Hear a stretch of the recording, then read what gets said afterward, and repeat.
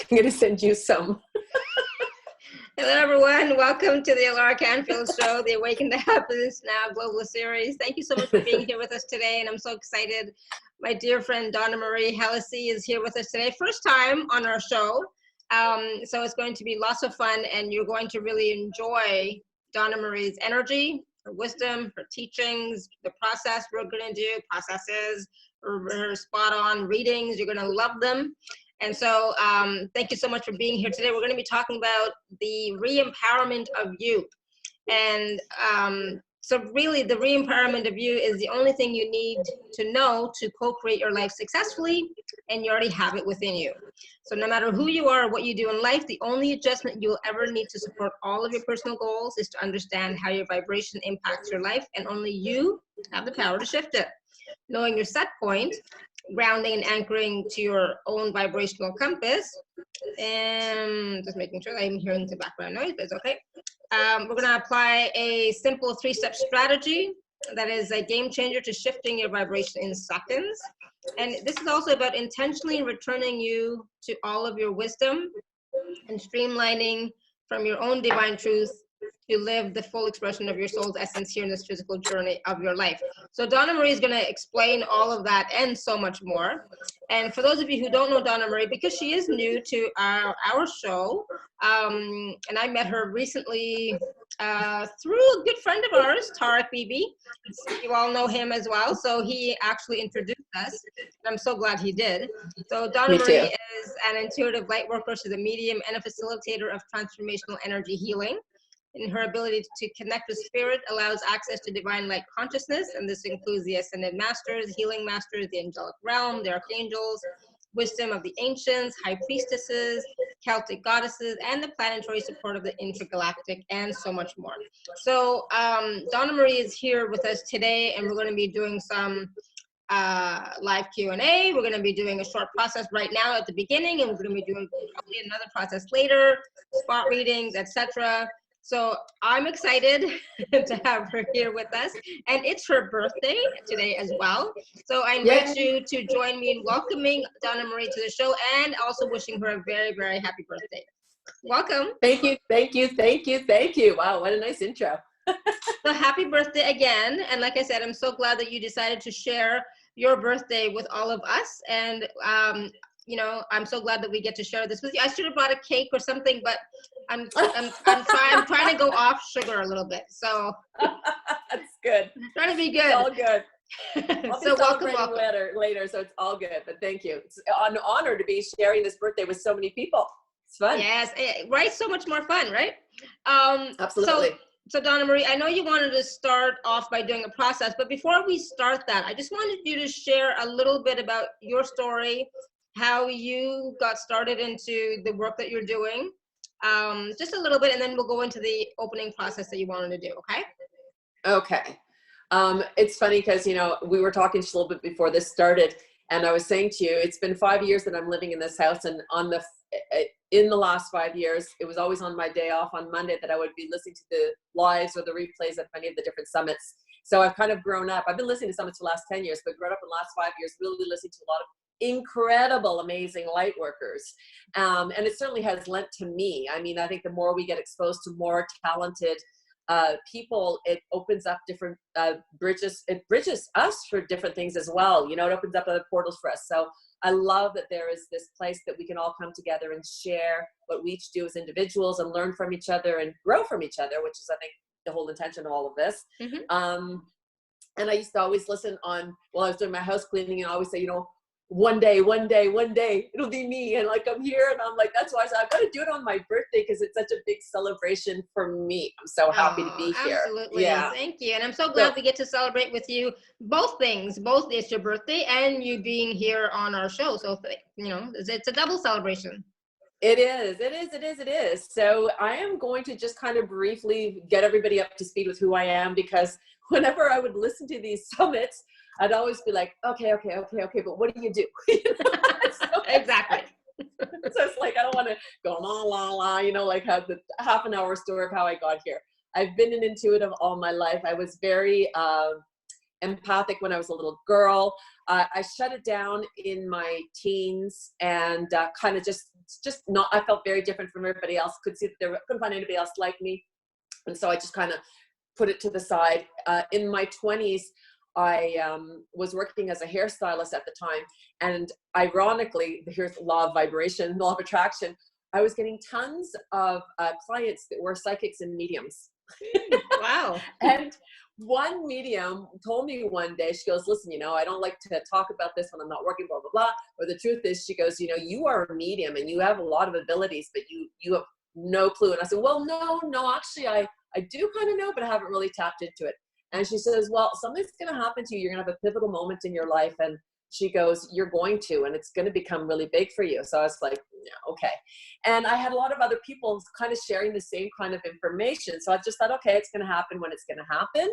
And for me, all of my abilities started to show up after the birth of my daughter, like literally one after the other. And it was showing up at night when I was in bed. So here I am, new mummy, firstborn, and this child didn't sleep.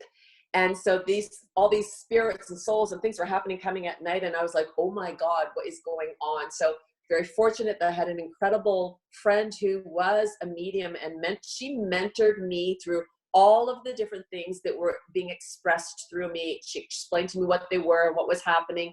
And then she said to me, and it's ironic how we are coming full circle, before you do anything in this work, you absolutely must learn how to anchor and ground yourself. You do not want to go out unprotected, ungrounded, without an intention of what you're connecting to. And she explained to me why. Once she explained to me, I was like, oof, okay, I'm going to for sure anchor and ground. And so that was it. I started practicing right then. And I had done it in my 20s, and I would meditate every night. Every night I would meditate for about an hour and a half. And I started meditating when I was 21, 23. And, but when all these things started happening to me, I brought meditation to a whole different level. Like I was then, trying to get up as high as I could to get that connection and get that clarity. And, we're very lucky today because the angels are literally hovering over our physical world.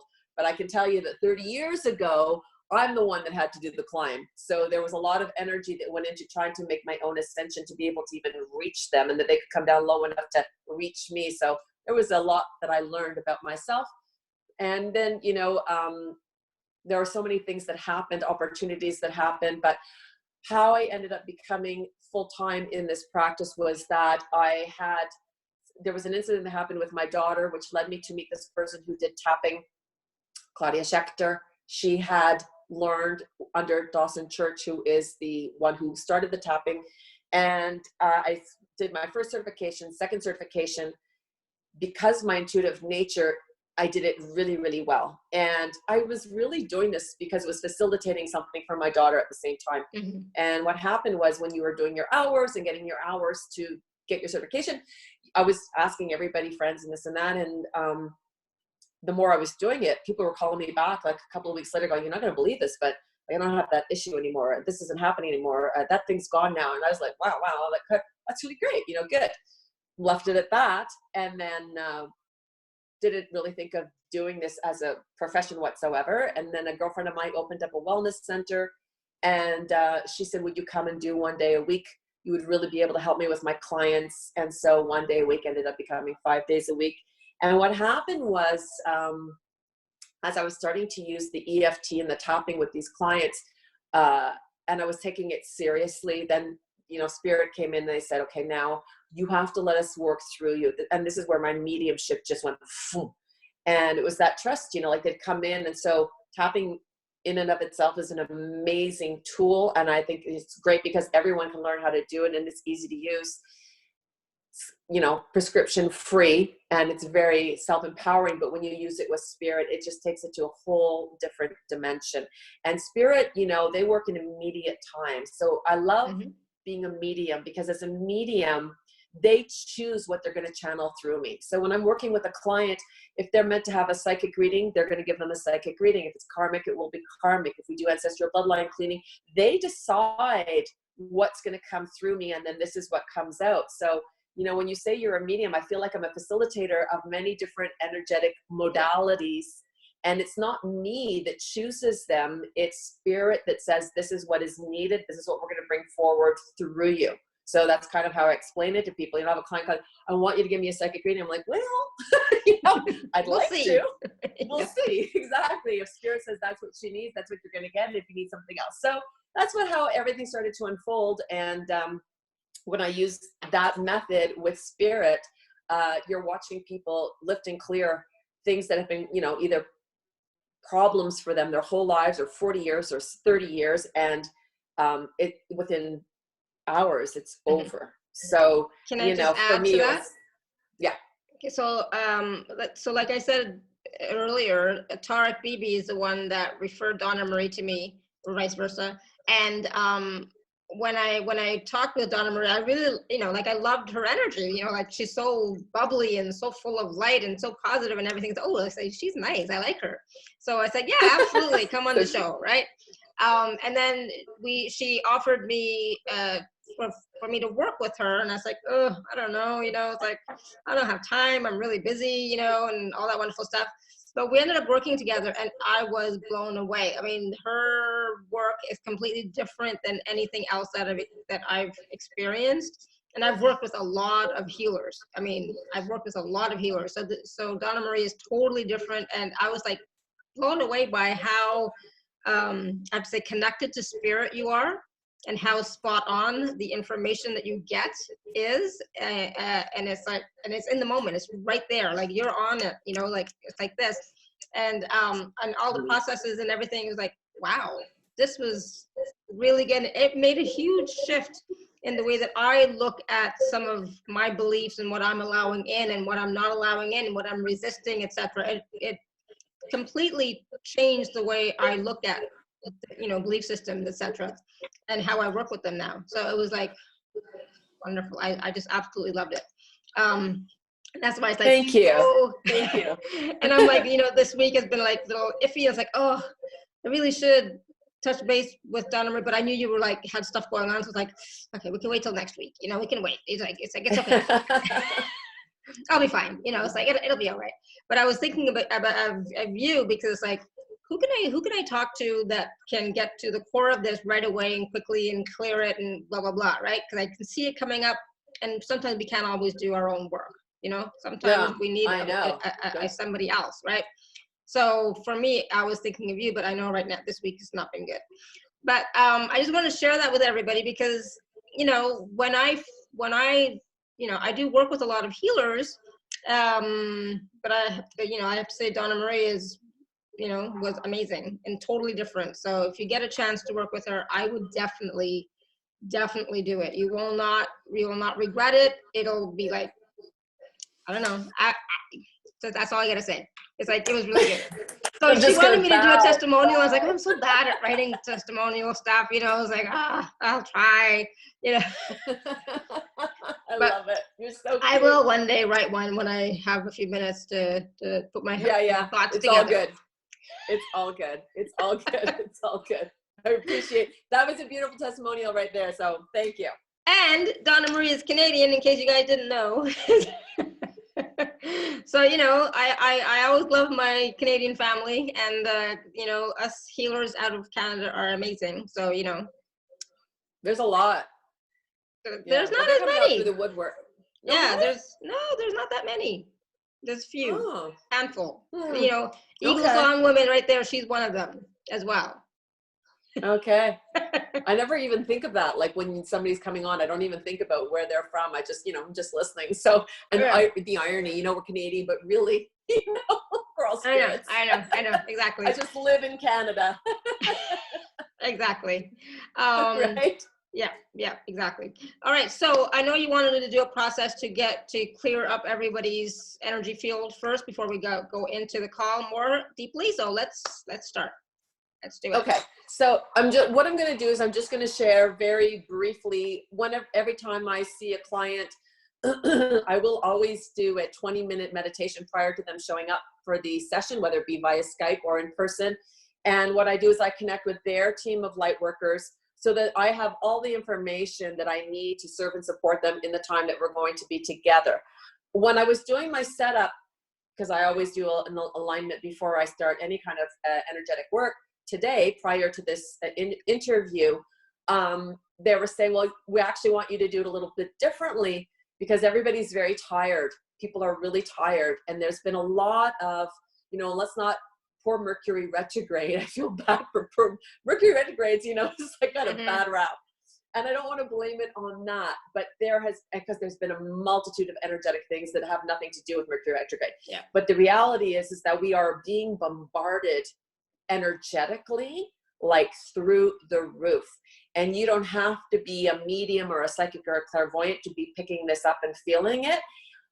Everyone's feeling it on a much larger scale. And I feel like the last 2 weeks, especially this past week, oh my God, it's been very heavy. There's been a lot of density. I find it's lowering people. It's making them fuzzy. They're not as sharp. They're not as clear. Creativity is not there. They're more tired.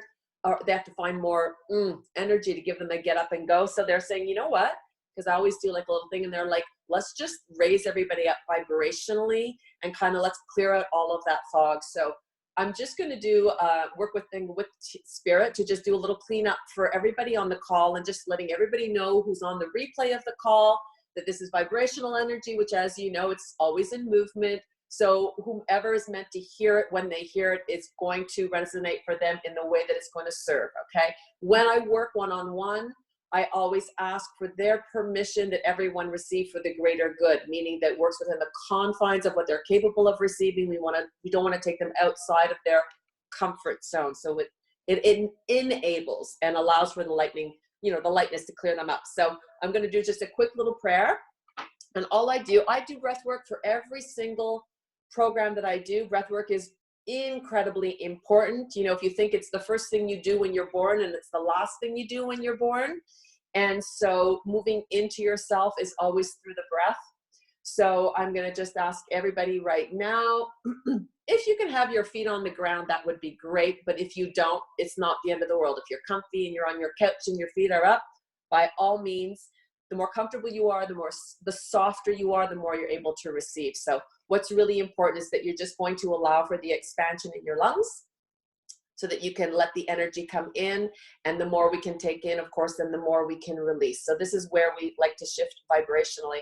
So if everyone's just wants to take, we're going to do 3 deep breaths in. So it's in through the nose and then out through the mouth. And I'm going to do 1 breath with you. You're going to do the other breathing, or you can continue breathing. The more you breathe, the higher you're going to ascend vibrationally anyways. But this is really just to have everybody kind of let go of anything that they're holding on to that's taking space or lowering them so that they're going to receive whatever they're meant to receive from this call, whatever that means. Okay? So just take a deep breath in through the nose. And then release it through the mouth. Father, Mother, God is meant and appropriate. I ask for the anchoring, the grounding, the balancing, the harmonizing of the highest that is of the heart, purest of God's divine light, as meant and appropriate for every person on the call, every person that will be listening to the call on the replay. I'm asking for the violet flame to be instilled within this call and allowing the interdimensional light working systems to be blessing, clearing, purifying, and transmuting all that is in need, all that is absent, and all that is in search of light onto the divine light, onto higher hands, as meant and appropriate for every individual. Anything that anyone is holding on to that is stopping, blocking, or preventing them from being in full alignment with all of their clarity, all of their gifts, all of their abilities, and all of their wisdom, asking for these energies to now be blessed, transmuted, and released onto the divine, allowing for the purification of all that no longer supports us, all that has been projected onto us, all that has been embedded into us, sent towards us, that is not ours to be burdened with, that is taking space or lowering us vibrationally. It is safe now to simply bless it, clear it, heal it, transmute it, release it, and let it go. Take another deep breath in and release it. As I let go of all energy that is no longer mine to carry, no longer mine to be burdened with, I just give myself permission to reconnect and realign to the divine light energy that is me, in all of my light, all of my wisdom, all of my clarity, allowing me to align myself with my highest vibration possible within my own capabilities, reconnecting to all that I am effortlessly as I let go of anything that is stopping, blocking, or preventing that. I choose now to reconnect to all that I am in all of my light, and so it is. Deep breath in and let it go. Whatever is meant and appropriate for me to receive, I ask that it is to be brought forward, always in alignment with my divine light and always for my greatest and highest good. And so it is. And so it is. And so it is. Okay. Thank you. Okay. That's it. We're good to go. Awesome. Thank you. Thank you. Thank you. And so, one of the things that I really enjoyed when we were working together was all of these clearings that you did, right? All the clearing and releasing that you did, I didn't do it, but yeah, I know what you're saying. I always remind people, I go, so it's not me, right? Like you see me, it's coming out of my mouth, but it's being brought through me. I always kind of remind people of that. Yeah, exactly. So I want to talk a little bit about, today, like, we're talking about the re-empowerment of you, right? So what does that exactly mean? What does the re-empowerment of you mean? Well, it means understanding who you are, moving from your own alignment, being encompassed, you're being encompassed with your divine light, your truth. So, we are, we're brought into a world where we are disconnected from the truth of who we are at a very young age, unfortunately. And that's just the world that we're living in, the times that we're living in. And so, in the work that I do, I have to step into my alignment. I have to ground and connect to divine light energy, to my higher self, to, the Christ conscious energy and beyond, and to the center of the earth, to have that full connectedness and alignment, so as above, so as below. And when you are in that alignment, you are then in alignment with your own GPS. And if you move from that place, everything comes forward with ease. So what is the empowerment of you? It is to remind you how to get back there, to get back to your set point, because there is nothing that you're going to do outside of yourself that will empower you more than your own self-empowerment. And I think it became very passionate for me in the last 3 years when I was doing a lot of clearing work, working with a lot of clients that had, dealt with so much stress, so much overwhelm. And when we get caught in that vibration, it lowers us and depletes us greatly. And it's hard to come out of anything when you're in that very low density of vibration. And, so great, we'd work with spirit, we'd clean them all up, they'd go super high vibrationally, they'd walk out the door and happy as a clam. But, after a while, I'm going, that's not enough, because they're always coming to me to get that done. Like they need to learn how to do it for themselves. Hence the programs that I'm offering now. So they were very clear in saying to me, honey, you got to get them back to square one, because they're walking around feeling disempowered, feeling like they're not enough, feeling overwhelmed about it. A lot of self-esteem issues or lack of worth, or not taking all that they feel they deserve. And this is because we're living in this illusionary world that what we need is outside of ourselves. And I know that that's not true. I know that I have to navigate from myself to be able to get to the best of who I am, for whatever that means today.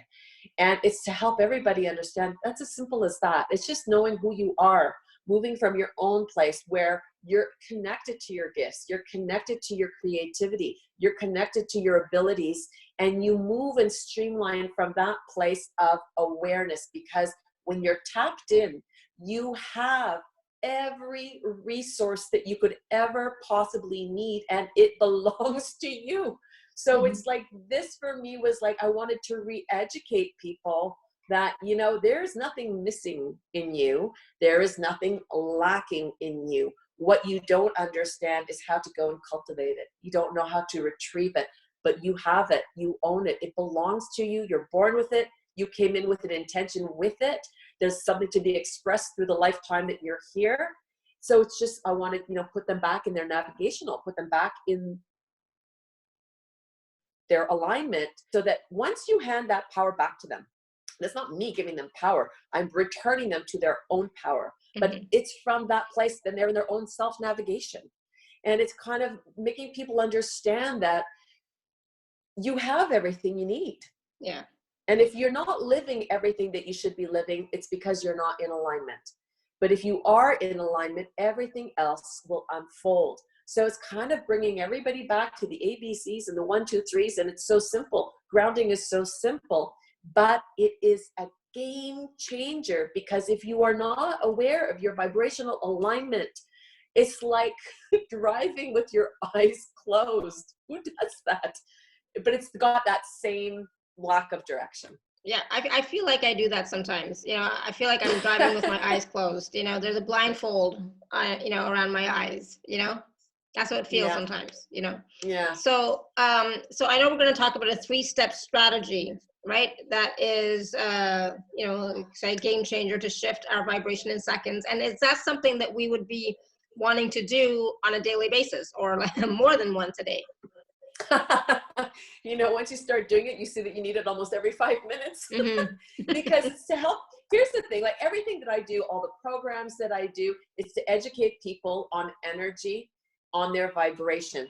Because once you understand what your vibration is, then you understand what you can go forward and attain in life. Okay. So I explain everyone how to understand your vibration, and I try to find a simple form. And there's, in the programs, you have the lighthouse technique, which I use. And there's the understanding of the emotions. So our thoughts, feelings, and emotions hold a weight. Mm-hmm. And these weights can lower us vibrationally. So it's to become uber conscientious of our mind and how we think, because the way we think dictates the energy that's going out, which then in return is the energy that is brought back to us. Right. So it's to help people understand that, you know, your vibration is sending out a signal. Whether you want to believe it or not, it is. But it's your thoughts that are dictating where that signal is going out. Okay? And you get up in the morning, you have a job that you're going to do or things that you need to get done. You want to be in the highest vibrational alignment so that all these things that you're going to do are going to be done with ease. You want, who gets up and says, "Ooh, I want to work really hard today. I want it to be a struggle. I want to push, push, push." You know, who wants that? Nobody. And the irony is, when your life is like that, you are completely out of alignment, because when you are in alignment, there is a natural ease and a natural flow. And this is what everyone needs to understand. It's not a trick. You know, everybody can be in alignment. You need to learn how to anchor. You need to learn how to ground. You need to learn how to get on your set point. But once you're there, you're now the master of your ship. You're now directing the vibration that you're sending out. So before I do the 1, 2, 3 step and explain what that is, let me just briefly explain the way your energy vibration is dictating how things are happening for you. If you're thinking a lot of negative things, this is lowering you vibrationally. So I say, see of yourself as a lighthouse, and your lighthouse has 11 floors. The top floor, of course, when you're at the top floor, you see everything with the greatest of clarity. When you're down here, it's low. You can't see anything. So if every thought was a stone, okay, if it's a negative thought, it's a stone, and you have all these negative thoughts, they start lowering you vibrationally. And if you have a positive thought, positive thoughts are very high vibration. So you move up vibrationally. But in the course of the day, we're going to have negative thoughts and positive thoughts. And that's fine. That happens. That's called life.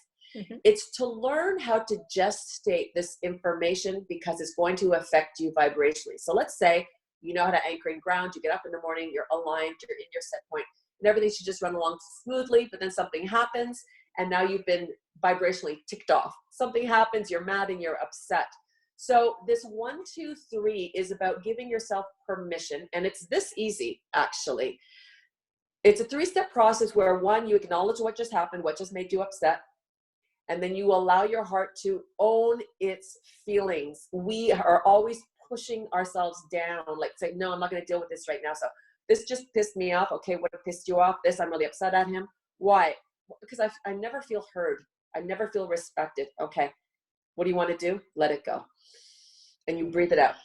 So it's a 1, 2, 3. Acknowledge what's the situation, address it, which means address your heart. Your heart is saying, hey, I'm pissed about something, but I want you to hear what pissed me off. And you're like, okay, I'm really upset about this. Okay. So the minute your heart has been heard, now here's the difference. Your body physically never wants to hold on to anything that does not feel good, because we always want to be in vibrational alignment. It's the head that keeps us stuck, because the head is like, ugh, I'm going to go and tell him off, and I'm going to go and do this. And so the head doesn't want to release the situation. It's looking for validation. It's looking for an apology, where the heart is just like, no, no, no, no. I just wanted you to hear that you're not happy about this. But then if we can learn to just acknowledge how we feel, and then take a deep breath in and exhale that back out. What we're doing now is understanding how to play with these stones, play with the energy, because something happened. It made you feel bad. It's immediately set you down, lowering you vibrationally. And your heart is just saying, well, what is it that, I don't feel good about this or this or this? Okay, take a deep breath in. Now exhale it. And your energy just went right back up again. So it's learning how to live life, understand there are going to be circumstances and situations that are going to be playing with your vibration, but you have a choice to either let life constantly dictate what your vibration is going to be, or you're saying, no, that made me upset. I'm going to address that and I'm going to send it back out. Because when we're not holding it vibrationally, it can't lower us. But when we're struggling with it vibrationally, it lowers us. And what happens, it's like a match to hay. It catches wildfire. So what started off as a maybe medium low vibration, by the end of the day, if you haven't let it go, you are down at the bottom of your 11th floor. So the 1, 2, 3 is when you know how to, when you are anchored and grounded, when you are in your alignment, you do it in the morning, you connect, you make sure that you're moving now from your set point. Life is still going to intervene. Circumstances are still going to happen.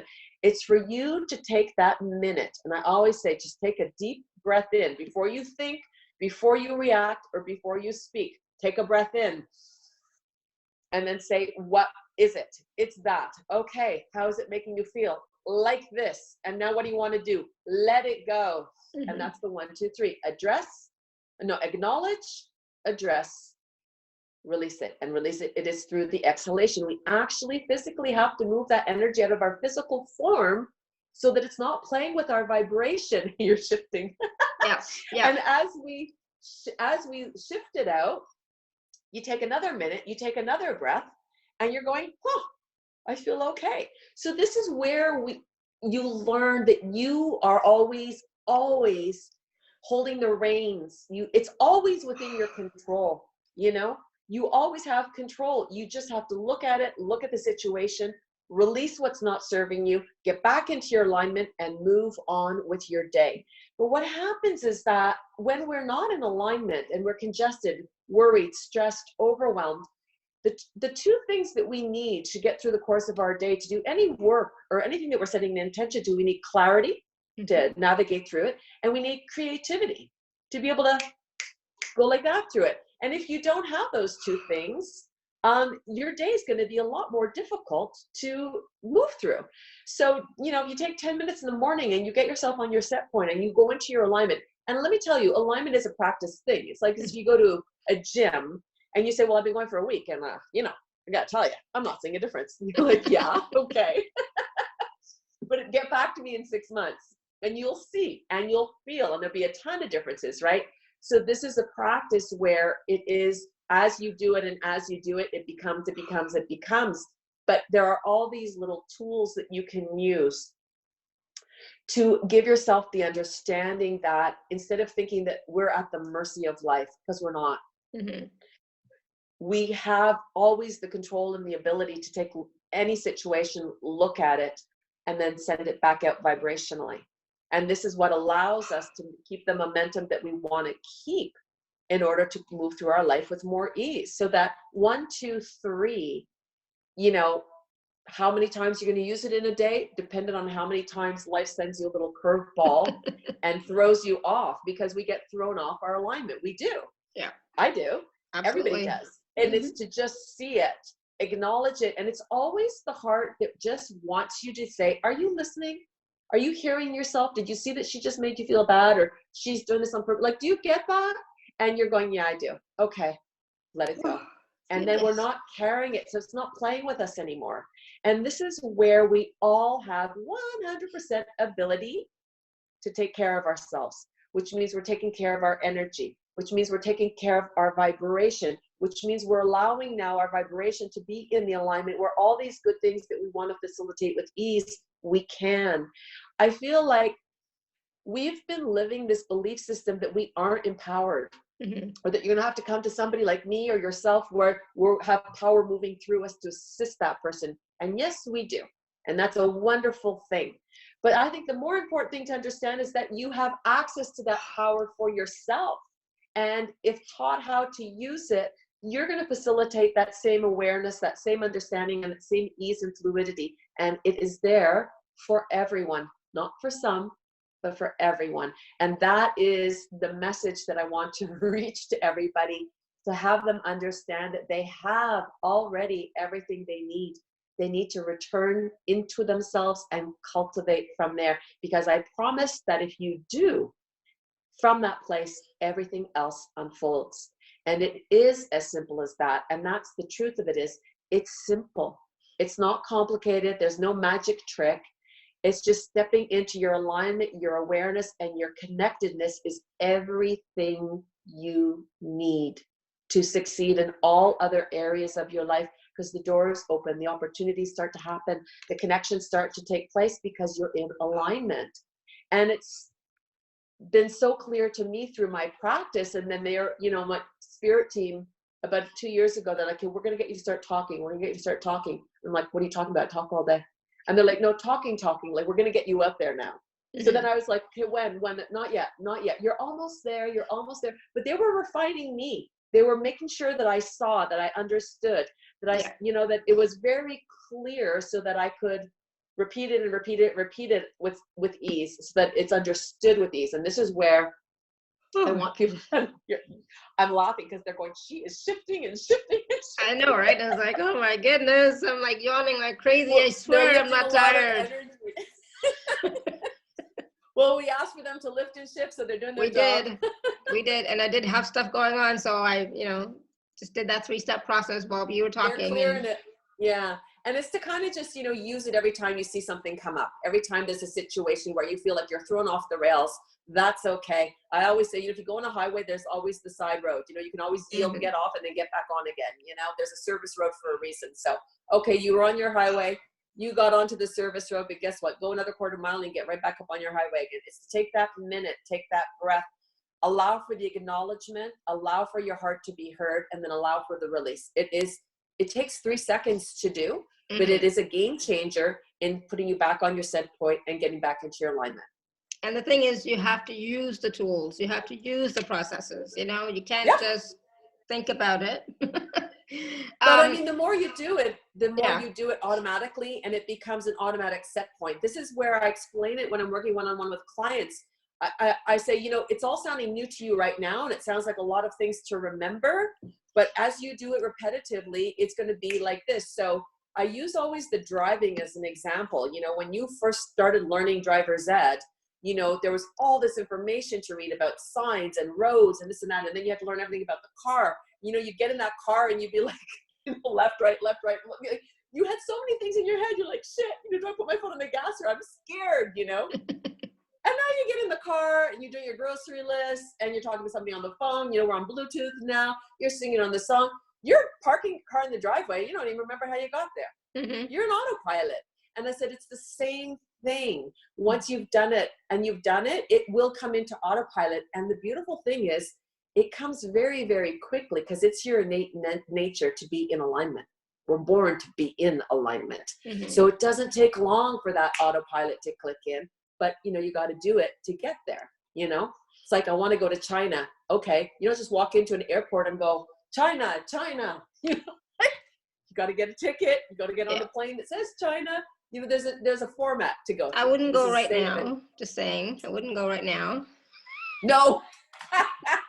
Yeah, well, you know, even that, there's too much hype on that. Scare factor. Not even going down that road. Yeah, I know. Exactly. So I know we're going to take some live caller questions, and basically, you know, if you'd like to ask a question, you know, basically it's around getting clarity on something, right? Is basically what you would like. But, you know, go for it and we'll see what happens. So you can raise your hand or you can type in the chat. And if you don't know how to raise your hand, just type in the chat and then I'll unmute you. Don't unmute yourself by yourself. Like, let me know. Okay. So, I know that Janine has her hand raised. So we're going to go to Janine. I'll go and unmute you. Oh, there you go. Hello. Thank you. Hi. Hi. Hi. Hello, Donna. Hello. I just want, can you hear me? Yeah. Okay. I hear you. Thank you. I just wanted to ask you about, because it's interesting that I came on tonight because I've been going through a bit of fear and everything about the new, the shifts coming this year. Mm-hmm. And actually losing myself a bit and trying to not carry the fear of hearing about what possibly is coming, which I don't know if you know anything about that, of how we can deal with what's possibly coming on the financial sides and on the energy coming onto the planet to shift every 25, 26,000 years. You know, okay, here's the thing. There's always going to be news coming. There's always going to be stuff and fear and worry and anxiety. And you have one of two choices. Okay. You either can feed that fear or you can not feed the fear. So where you place your attention, that energy magnifies. So when you have all these things happening, it's not to say that they're not going to happen or is it going to happen. It's we can shift the energy of what is unfolding with how we direct our energy, our thoughts, and every single person's thought has a weight, a vibrational weight. So to do your due diligence and saying, okay, well, I'm on this planet, while these things are happening, I'm going to choose to place my attention here and I'm going to focus on this and I'm going to allow for this. You're going to keep yourself on that alignment, because if you go and start feeding into the other thing, you're also magnifying it and you're allowing it to take off and get even bigger than what it is. So it's to say, whatever that is or isn't, it's irrelevant. I'm going to place my energy where I want to see more of. It's really that simple. What do you want to see more of? Okay, all these different possibilities that are unfolding in the world today.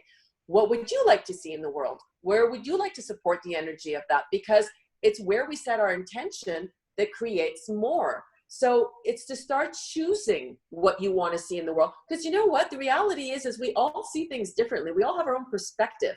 Like example, 10 people go and see a movie, same movie. You come out, you talk to 10 people, they're all going to tell you a different thing about this movie. So everyone has a perception and they see the world in their perception, and it's usually reflected back to what they're living and experiencing. So it depends on the level that you're at. So you're saying, okay, well, where I'm at and what my understanding is, I'm choosing to allow for this. Even though that's happening, I'm still allowing for this. And this is how we can shift things or bring things down vibrationally and raise things up vibrationally, because you are empowering the energy that you want to support as you disempower the energy that you do not want to support. And if everyone just started doing that, it's called the flip. Just flip it. It's like here in Canada, we have a 25-cent coin. One side is the queen, the other side is a reindeer. And I always tell people they're two completely different things, but it has the same value. Think about that energetically now. You have two different viewpoints, but wherever you send the energy, that's getting to 25%. So where do you want the energy to magnify? And what do you want to support? Because it doesn't matter what the two things are. Where you send it, that's going to get bigger. Okay, so what you're basically saying, that people that are panicking, that are actually starting to collect food and do underground bunkers and all of this, it doesn't necessarily mean it's going that direction. Well, you're magnifying that to come into reality. I'm saying if I choose to look a different way and see a different way of not going that direction, it doesn't mean if I don't do that I end up coming to it and there's no food. If everybody sent it in a different direction, that would shift. It's I just can create my own reality. Exactly. Everybody does already. Yeah. I hope that won't helps. affect everybody. Yes. Exactly. It won't affect everybody. It will only affect the people believing into it. Well, this is it. And you're feeding that, it's like that little story about the little boy who talks to the grandfather, and the grandfather says, you have within you two wolves. There's a good wolf and a bad wolf. And the little boy goes, which wolf wins? And he goes, the one you feed. Okay, so it's not about the fact of what's actually going to happen. We're creating what's happening. Every 26,000 years of the shift of... I think I would focus on now. Focus on because it's in the now that you can shift the next minute. So where you hold your energy vibrationally in present time is very impacting to the next minute. So choose the vibration you want to hold, choose the thoughts you want to hold, choose the outcomes that you want to hold, and move in that alignment.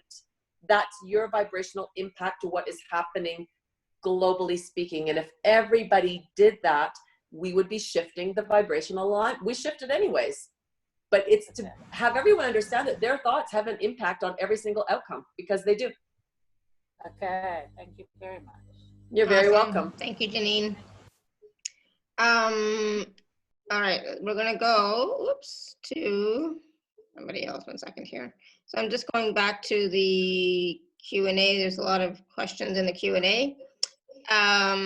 Destiny, it's too long of a question, so if you want to write another one, that'd be great.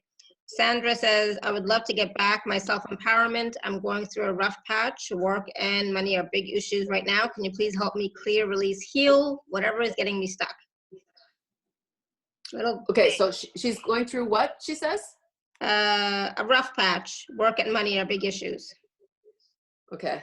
That's a little vague. Well, yeah. So actually, well, they're bringing me to self-esteem. So self-esteem and money are usually very related. Okay, so your sense of worth, what you feel you are deserving of, usually kind of shows back up monetarily speaking.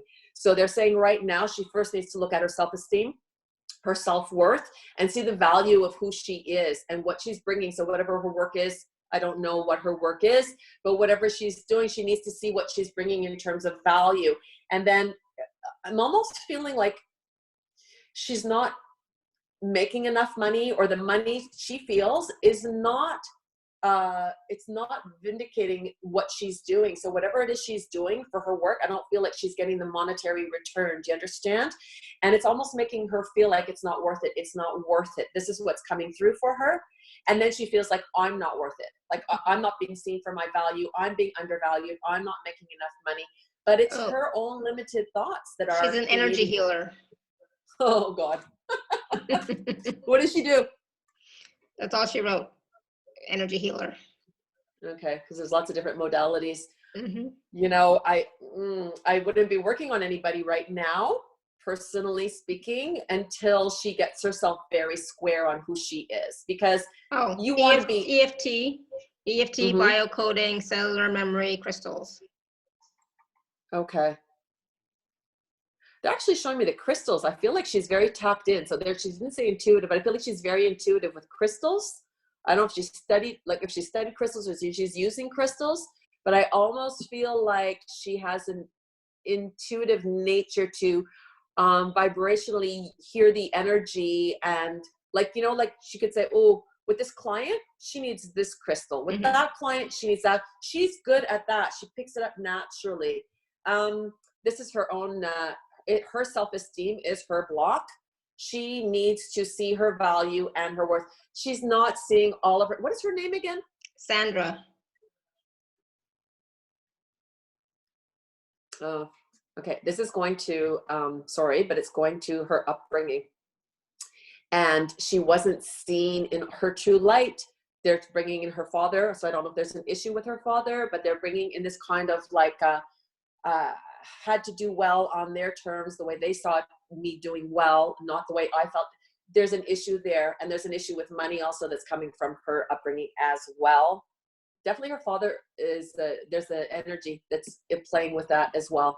But this is just her. Move that aside. It's irrelevant. You can just step into where you are right now and give yourself permission to just say, this is where I am today. This is how far I have gotten. These are the gifts that I have. This is what I'm able to do. This is what I'd like to facilitate. This is what I'd like to bridge to the people that are coming in so they can receive the best of what it is that is me. But she should not be giving anything to anybody until she gives to herself, because it's coming from a place of lack. They're not going to feel all of her goodness or all of her abilities. It's going to come in kind of like, and they're going to walk away going, and then she's like getting the financial return, and you're like, no. So, maybe take a little time off and hone your abilities where you feel 100% sure of what you do, and that you are deserving to be able to pay a certain price, set a certain price for what you're going to be offering. Because when she feels like she's good being her, then she has something to offer. Now, the reality is she has something to offer right now, but if she can't see it, she's not selling it. Like, she doesn't have it in her. She has to go back and recultivate that. And they're showing me windshield wipers. They're like, it's just one sweep. So they're just going, it's just one sweep. It's almost like there's just one little film that's preventing her from seeing what she is. And I just don't feel like she's had that, you know, being raised up into believing in yourself, or you've got it, we know you've got it, you're good. I don't feel like she didn't get any of that. And so it's trying to come from her own self, and she kind of second guesses herself. But I'm going to tell you though, I really do strongly feel, I feel more like, so she's doing EFT, but I see more Reiki for her. And I feel almost as she'd be good with her hands too, and good with crystals. So not to say that you don't continue doing what you're doing. And I love EFT. I use it myself. It's amazing. But I feel like that there's much more intuition that you haven't tapped into. I also feel like your hands need to be activated. So I feel like your hands have abilities and gifts. And I almost feel like when you pick up and touch a crystal, you start really feeling the vibration of it. You're aware of it. Almost like they're telling me they talk to her. You know, so she said she also did Barbara Brennan's hands-on healing as well. So use it, do it. Yeah. There you go. Yeah. I hope that helped her. Yeah, it's Awesome. just stepping back in, getting into her alignment and walking her truths, you know. We can't wait for outside validation. It may never come. And if you're going to do any kind of vibrational energy on anybody, you have to be the source first. Like, you have to be full first before you give to anybody else. So I would just take a little bit of a pause, get into, she could come in. I would suggest that she has one session with me, just an intuitive energy reading to just clear that up. And I feel like she's good to go. Yeah. Good. She is. So they're saying she is. It's just that it's clean sweep. So that message is not just for Sandra, it's for anybody else that, you know, resonates with that. So like Jennifer just said, I just got my answer. You, Alara, gave me the answer Sunday. Awesome. I don't remember, but okay. Yeah. Yay.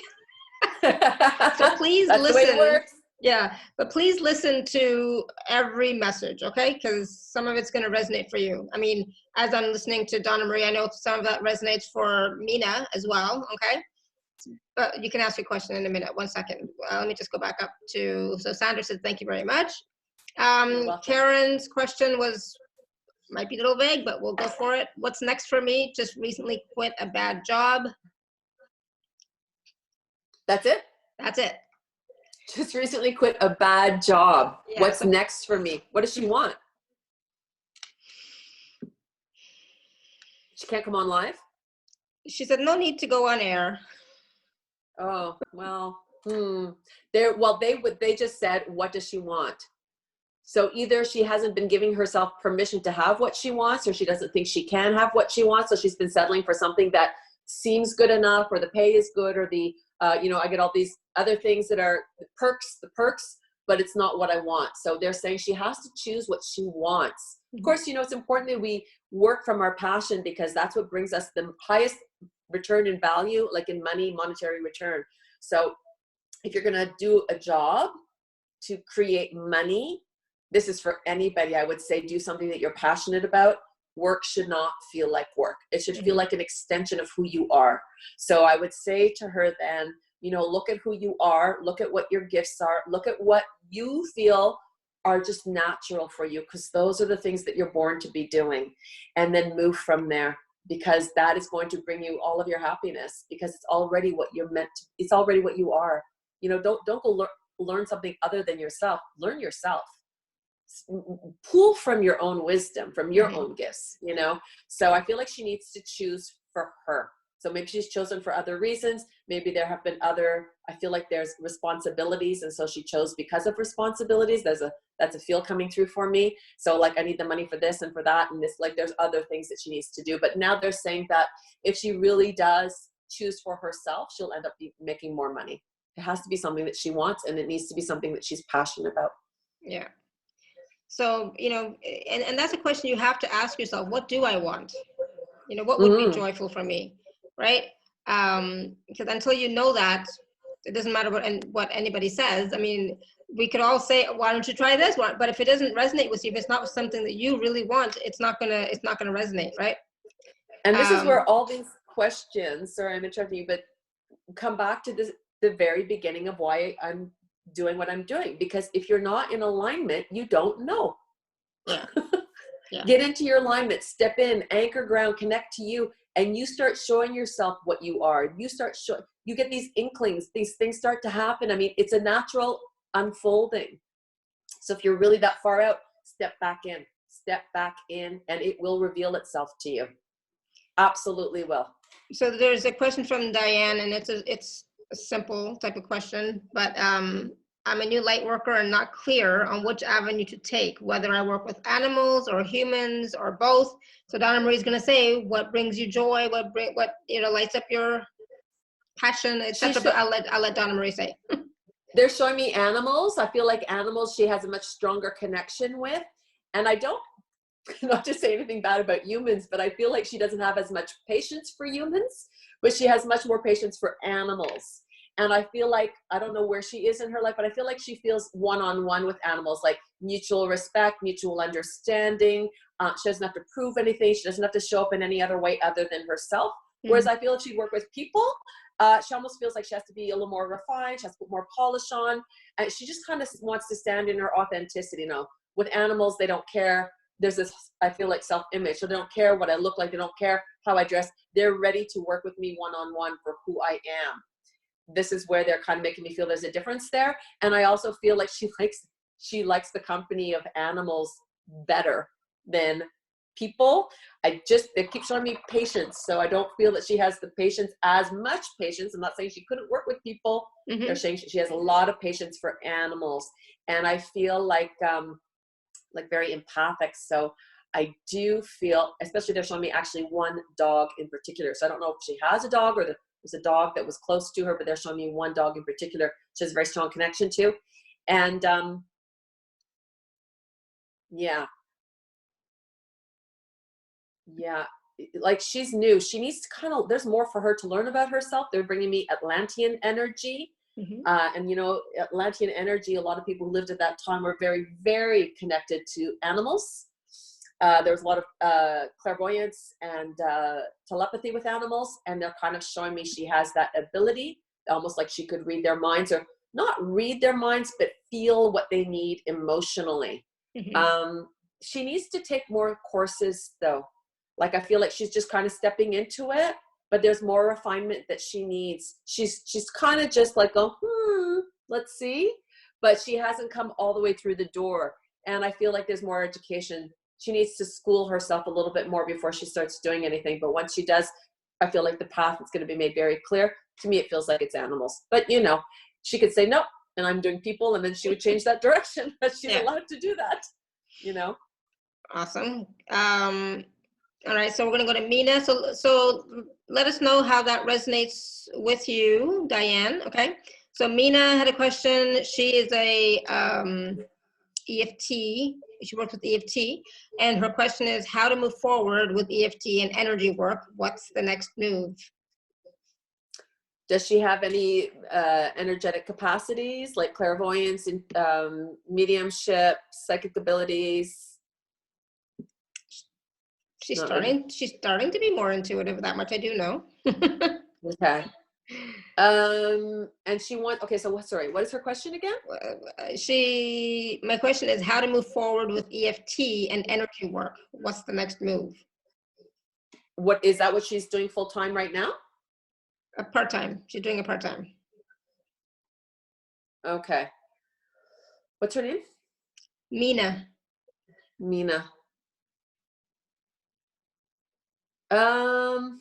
Okay, well, she's doing a part-time, and as I go, she's about 50% involved as well. Like not all her energy is there. So I don't know what else she's doing that's not allowing her energy to be there.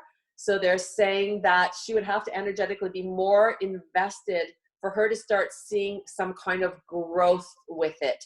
I feel like she's still in the beginning stages. She hasn't learned her own navigational skills. She hasn't refined them yet. There's a process that you go through with regular EFT.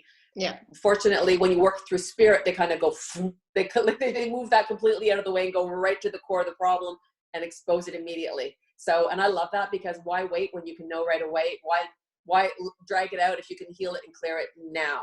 As long as the brain gets rewired, I'm good with all of that. But she's still honing her practice, and she does it. She sees a benefit in it. I feel like she's a big believer in it, but she has not refined it yet for herself. She needs more hours of doing it and refining it. And I find all people who do it have their own way of doing it. Like if you look, I know right now they have the summit, which is on EFT tapping. And if you look at every single person on that summit, they all use tapping, and most of in different ways. And they kind of incorporate it into their way. And that's what makes each person good at what they do. Yeah. I feel like she still has a lot of refinement left to do it. But if she likes it and she's passionate about it and she enjoys it, then just step into that joy while she's doing it, you know, and just watch what's going to unfold. But they're saying she's not invested enough time in it to really see where she's supposed to go next. Okay, cool. So Nina, let us know how that resonates. So I'm going to go back to the phone lines in just a second, but I have a question from Jennifer. She says she has a question about her healing modality. She facilitates whale and dolphin energy healing, but really feels like she wants to teach. Am I going down the right path just being a healer? Ooh, just being a healer. I know, just being a healer. Well, first of all, let's correct. None of us are healers. We facilitate healing. Just reminding everybody, right? It's energy moving through us that's allowing for this healing. So that's the first thing. And secondly, you know, if that's how she feels about it, it's just being a healer, then no, I wouldn't go down that path. You know, that's where you equate it. I would say maybe it's not for you. If you see this as something that is your vocation and that you love it, and this is really what you feel lights you up and makes you want to go out and work with the animals and the dolphins, then I would say go ahead and do it. I'm going to tell you something though. But she says she feels like she wants to teach. Teach what? Teach people how to communicate with the whales and the dolphins? Maybe. Instead of just doing the healing, but maybe a animal communicator. Jennifer, write it in the chat. Okay. Well, the reality is, I absolutely didn't mean just. I do love it. Teach people how to heal. Okay, so here's the thing: if you start working with dolphins and whales, there's so much energy. These beautiful, beautiful beings are so old and so ancient, and they hold tons of ancient wisdom, ancient history that is slowly starting to come into our physical world, because it's only safe now to impart us with this information. But whales and dolphins are so incredibly powerful, okay? They do the healing. It's not us. I would learn how to connect with these beautiful spiritual beings and release the situation onto them and allow them to bring their energy in and work on the person and the situation, because that's really what they do. If you work with whales and dolphins, they're the ones that are bringing in this high vibration. They're the ones that have the knowledge. They're the ones that are holding on to information. We have this compared to what they have. So they're the ones that have all the wealth. I would connect with them, communicate with them, and ask them to bring forward with whomever it is you're working with the information that could serve that person. And even when you're facilitating healing, Jennifer, you are always teaching too. It's not like you're just silently doing it. You are teaching, you are sharing, and you know, I'd rather use the word sharing wisdom, your own as well as the wisdom from the whales and dolphins. And as you continue to work with the whales and dolphins and your clients, you'll start to notice that more and more, and so you'll gradually develop into being a teacher as well as you move forward. So the thing is that, you know, we always want this immediate gratification, and it's like, it doesn't work that way. It didn't work that way for me. It took a lot of practicing doing what I do before the things started to unfold and evolve for me, and the connections to get stronger, to have that trust in hearing when they're saying, no, do that. And, you know, my logical mind, what they were telling me to do did not make any sense at all. And they're waiting to see if I'm going to listen or not. And sometimes I don't. And then it all goes to shit. And then they're like, but we told you. And I'm like, I know. So there's a process, you know, you are being gifted an opportunity to work with incredible, gifted beings, because that's what these whales and dolphins are. Yeah. And they're not going to hand over the information to you if you can't size up and meet them. That's just the truth. Yeah. So as you refine who you are, and it will take time, and it'll be from one person to a person to a person, and they see how you listen and how you communicate and how the information goes back around, and it's going to just self unfold and self evolve. But it's not like I'm here and then I'm here. There's a process, and it'll grow. Yeah, it'll grow, and you'll evolve, and your relationship with the whales and dolphins will also evolve, you know, and change. So you're doing fine. You're great, and don't worry. So just keep doing it, and ask. You know, I always ask when I'm doing my work, what else can I do? How else can I facilitate? Show me what else I'm able to do. Show me what else I can connect with. Like, I love connecting with whales at night. I'll invite them into my room. One night I woke up and I saw beautiful whales. It was like I was looking up through an aquarium, and they were just moving across, and then I'd see their bodies, and there's these long things and then a long fin. And I was blown away that they had come and they were sharing with me. But the information that they hold is crazy. But it's only coming out to the right people who are going to receive this information and use it properly. And so if you're getting it, Jennifer, then awesome, and continue to work with them and continue to ask them to show you more and continue to ask questions. Okay. Exactly. Yeah. Awesome. Perfect. Doing great. Thank you, Jennifer. All right. Let me just go back up to the phone lines or whatever. So Caroline, I'm going to unmute you. Go ahead. Hi, beautiful. Happy birthday. Oh, thank you. You're so cute. Oh, my goodness. How can I help you? I have many, many, many gifts. I still work in a government office. I should be retiring September. Okay. Oh, nice. Do I give up the dream of having a farm, working with horses and healing with horses? No. Because I need a lump sum of money for that. Okay. And that's what's stopping me. So I'll put it like that. What is your first name again? Caroline. Caroline. But they're saying that you've been really good with money. You've been saving money. Yeah. Okay. They're saying she has enough. She has enough to get started. You have enough to get started. So what you're looking at, what it would cost you for the whole big vision and dream. Okay. But they're going, she has enough to get started, meaning start building what you want to do and let it unfold and evolve, and it will start from something small and then get bigger, because you're looking at what you want as your end result, and it seems overwhelming. It seems like a lot of work. Time and energy. They're also saying that you're kind of looking like, oh my God, it's going to take a lot of time and a lot of energy, and I've already spent so much of my life giving so much time and energy. But what they're saying is different about this is this time, first of all, we're going to live until we die, and this is where you would like to invest your time and energy. This is where you see value coming back to you. Okay.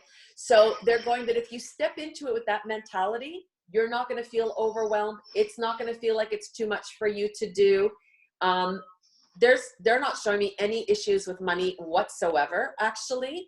So they're saying it's more of your hesitancy on taking something that once it gets going, it's going to get too big and you won't be able to keep it going. Like, you're worried you're not going to have the energy to maintain all of this. And they're saying, no, she's going to love it. It's going to give you a lot, bring you a lot back personally.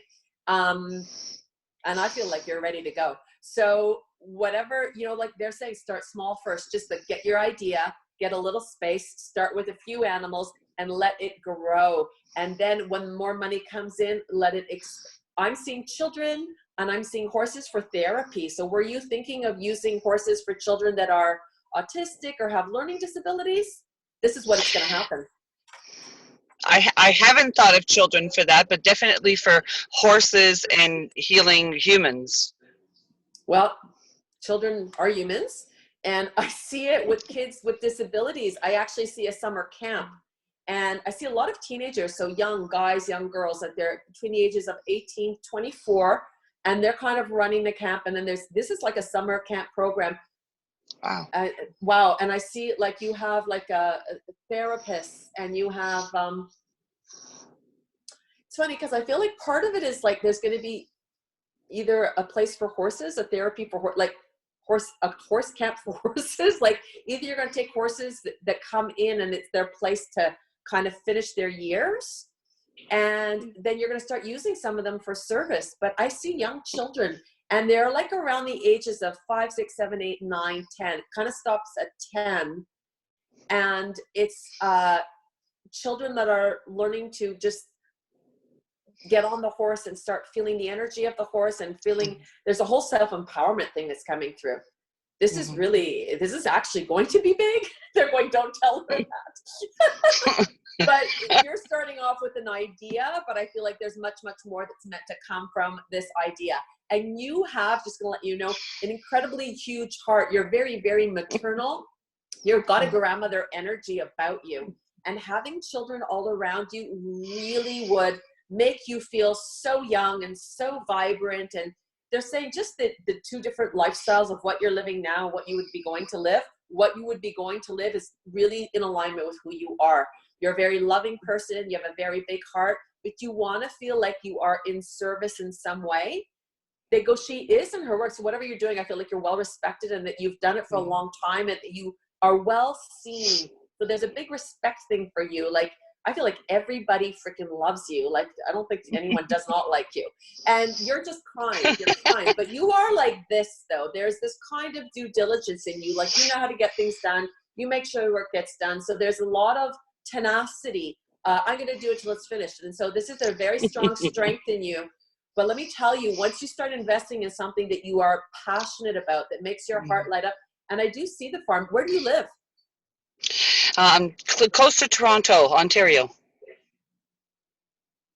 Do you have Canada. farmland around there? There are. I've seen many, many farms, but when you say I have enough money, I literally don't have enough money to put a down payment down to buy it. Well, I don't know why. They're showing me that she's got the money. And they're saying you can start small and then build off of it. I don't know if there's money in the family or money that somebody can lend you money, but they're saying money isn't the problem. They said the minute you make a decision, okay, that you want to do this, the money's going to show up. So it's not about, what they're trying to say is don't let money be the block to prevent you from doing this. This is what they're trying to say. It has been for all this time. This has been the block. Okay, so, well, there we go. Maybe that's this is the first time that somebody has actually said something like this, which is amazing. I'm like, that's why I'm like, I'm going keep quiet. I'm just saying, let it go. But they're saying the minute you decide that this is what you want, whatever is meant to come forward to facilitate that into life, because they're suddenly like breathing life into a dream. They're waiting for you to take the reins and go, I'm doing it. Don't know how it's going to happen. Don't know where the money's going to come from. No, but it is going to done, because they go, they're waiting for you to just pivot yourself to that. Because I'm going to tell you, so I don't know if there's going to be fundraising or charity work, but they're like, she can, like, you can make people spit up money. That's what they're saying. So if you were looking, you could find it. But they're saying that is an excuse that is holding you back from anchoring to a dream. And as long as you keep that as your excuse, it's going to prevent you from doing it. So they go, the minute you say, forget about the money, I'm going to launch it. They're saying to get vibrationally aligned with your dream. Write down what you want to do, how you want it to be, what it's going to bring to the community, the services. Because I'm telling you, this is going towards a camp. I feel like it's a summer camp for children with disabilities. And there's a strong connection with horses and children. And there's going to be dogs on the farm too. So it's going to be, I feel like it's going to start small, and then poof, you're going to have to move to a bigger place because there's that's fine. You can start small, just start, right? But it's going to be dependent on her. They're waiting for her to invest in her, and then the investment will come. But if you do it that way, it's going to happen. They're waiting for her to stop saying no. Yeah. She's been saying no all this time. She's saying, I want this butt. I want this butt. I want this butt. The butt has been stopping her this whole time. Yeah, the butt has been, but I don't have the money.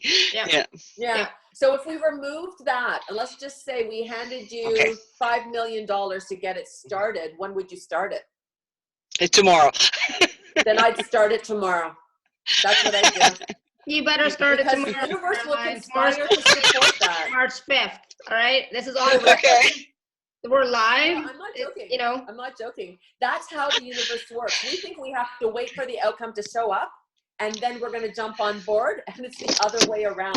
We have to jump on board, and then the situation shows up. Look where I'm at. Right now. Look, Oh, Here nice. we go. I'm just going to see a horse right now. So maybe ask them if they're interested in this project. Ask them if they're interested in this project, because I'm going to tell you something. It's going to happen, but they are waiting on you. They are. You got to take a leap of faith in yourself. But you're ready. You're ready. You're ready for the she wants the I'm going to mute like, you. can I really do this? You want to see it? There you go. Trying to talk over the wind. I know, right? I'm back in the car. Yeah, I think you got quite the answer there, Caroline. I did. Thank you. Yeah, trust in your vision. You know, they will I'm so support you excited. after Oh my you God. support yourself. Sorry. I'm just like so excited for her. Okay, so clearly you know her. Oh, yes, we all do. Okay, well, then Carolyn, get to it, girlfriend, because you're ready to go. Just press the on button. Like, I'm ready to go, because they're waiting for you. And once you do it, the rest is going to show up. And there's someone there. There's all like money that's going to come in from another source, but they're just like laughing. They're just going, no, we're just going to wait until she says yes. Okay. But it's going to happen. It will happen. Caroline, I've got tears. I've got tears for you. I'm like, me too. you know, I love you. I love you. You're so welcome, sweetie. Let me know. Keep me posted. I will. I will. Yeah, it's gonna be big. Okay. Okay. Good luck. Bye for now. Love you. Love you too, sweetie.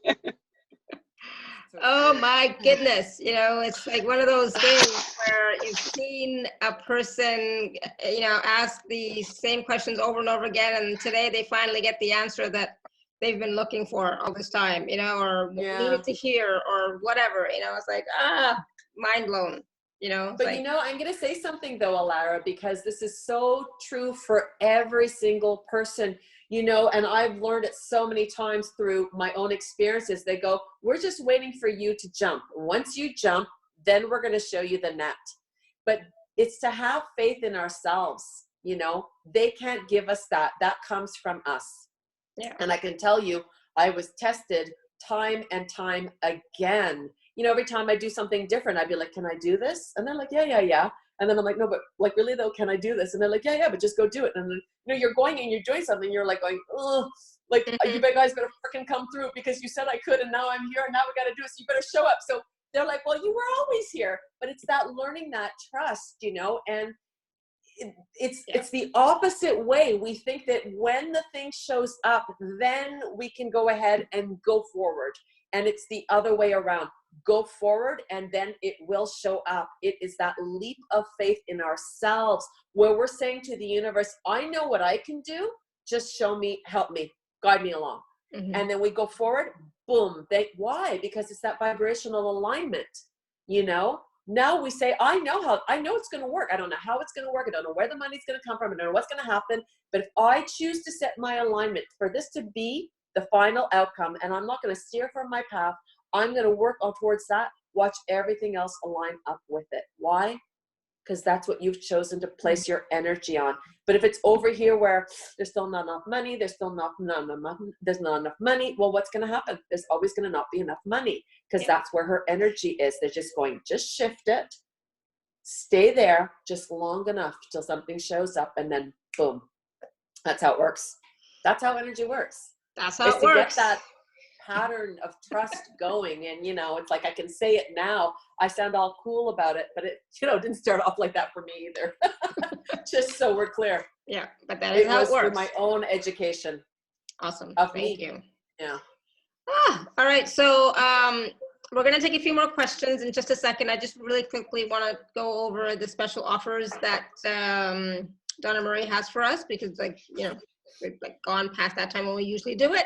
So for those of you who are on the live page, just click on special offer. Those of you who are not, you can go to alara.at/show/Donnie3, DONNY3.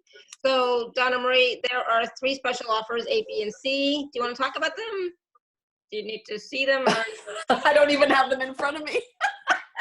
So that's okay. So You package read them A. and then I'll tell you what they are. Yeah. So package A, there's Stepping into Spirit Part 1 and Part 2. There's the Circle of Breath audio, the 3-step strategy audio, and the Lighthouse Technique audio. Okay, so the part 1 and part 2, this is basically where you are really learning how to step into your alignment, how to anchor and ground, how to get on your set point. That's in part 1. Part 2 is learning how to work with energy. So it's really about understanding energy, understanding how to clear energy energetically, how to clear and smudge the environments, because we can purify energy. So the whole program is really designed to help you get a new relationship with energy. It's in us, it's all around us. But the more we understand how it affects us, how we affect it, and how to apply it and use it, once you understand how to use energy, only then can you start using it to co-create. Now, the reality is we're co-creating every single day, but we're not doing it consciously. It's usually subconsciously. So this is teaching you how to understand it so that you can start applying it consciously and co-creating with intention. So it's learning how to harness the energy, master using it, refining it, and then sending it in the direction, like it would be ideal for Caroline. Get her into this space to start moving through that vibrationally. And then the Lighthouse audio is about teaching you how to maintain your vibrational alignment once you are anchored and grounded, which I explained a little bit with the 1, 2, 3 step. The breath of grace is it the breath of grace that is in that one? Circle of breath. Circle breathing. So the circle breathing is what I make everybody do before you do your anchoring and grounding. It's giving your body permission to lift and clear what you're holding on to vibrationally so that you can raise up, connect to your higher self, and align with the divine light energy. It's a quick breath, but it's unbelievably fast at shifting you vibrationally and getting you back in your set point. So the whole program, if you only got that, that is really what's going to support you in just learning how to step back in and get back on your dial, and how to have a rapport and an understanding vibrationally with energy. Awesome. And then package B includes everything in package A plus 3 live group calls. So what are the 3 live group calls all about? So basically, when you're doing energy work, energy for it to be under, here we are, we're working with the invisible, okay? And so when I do this program, it's one-on-one with a client. So I felt it was really important to offer the 3 live group calls so that as you're moving through the understanding of it, I can answer questions, I can do demonstrations, I can show them how it works, because there's going to be a lot of questions of like, well, how can I do it like this? Can I do it like that? So it's really about just having those calls to support people as they're working through the package, to help them understand the package. If they need any clarity, any support, those 3 calls are going to be for that. And I'm going to be doing spot calls. So, I will choose somebody at random to come on and talk, and we can clear an issue that they have, because if you're holding on to vibrational stuff that is depleting you, it's getting in the way of you being from a place of centeredness. So it's going to give you that opportunity to kind of have a little bit of a 15-minute one-on-one with me as well. And that's just going to be through random callers. So, the program in and of itself is great, but if you have the 3 calls where I can talk with you, explain to you what the program is, what it does, and answer questions, because it always brings a lot of questions, it's going to really help you to facilitate and use this to its maximum ability. And the difference for package B and package C is that in package C, you will also get a one-on-one with me. And the one-on-one is to really bring forward for you any clarity that is lacking in your life right now, or that is stopping, blocking, and preventing you from being in full alignment. So you get a really nice clearing. It's an energetic shift. I work with your team of light workers. They're going to tell and direct me on what it is that you need to get back into alignment. And they work healing with you as well. So it's a very, very multifaceted reading, very powerful. Mm-hmm.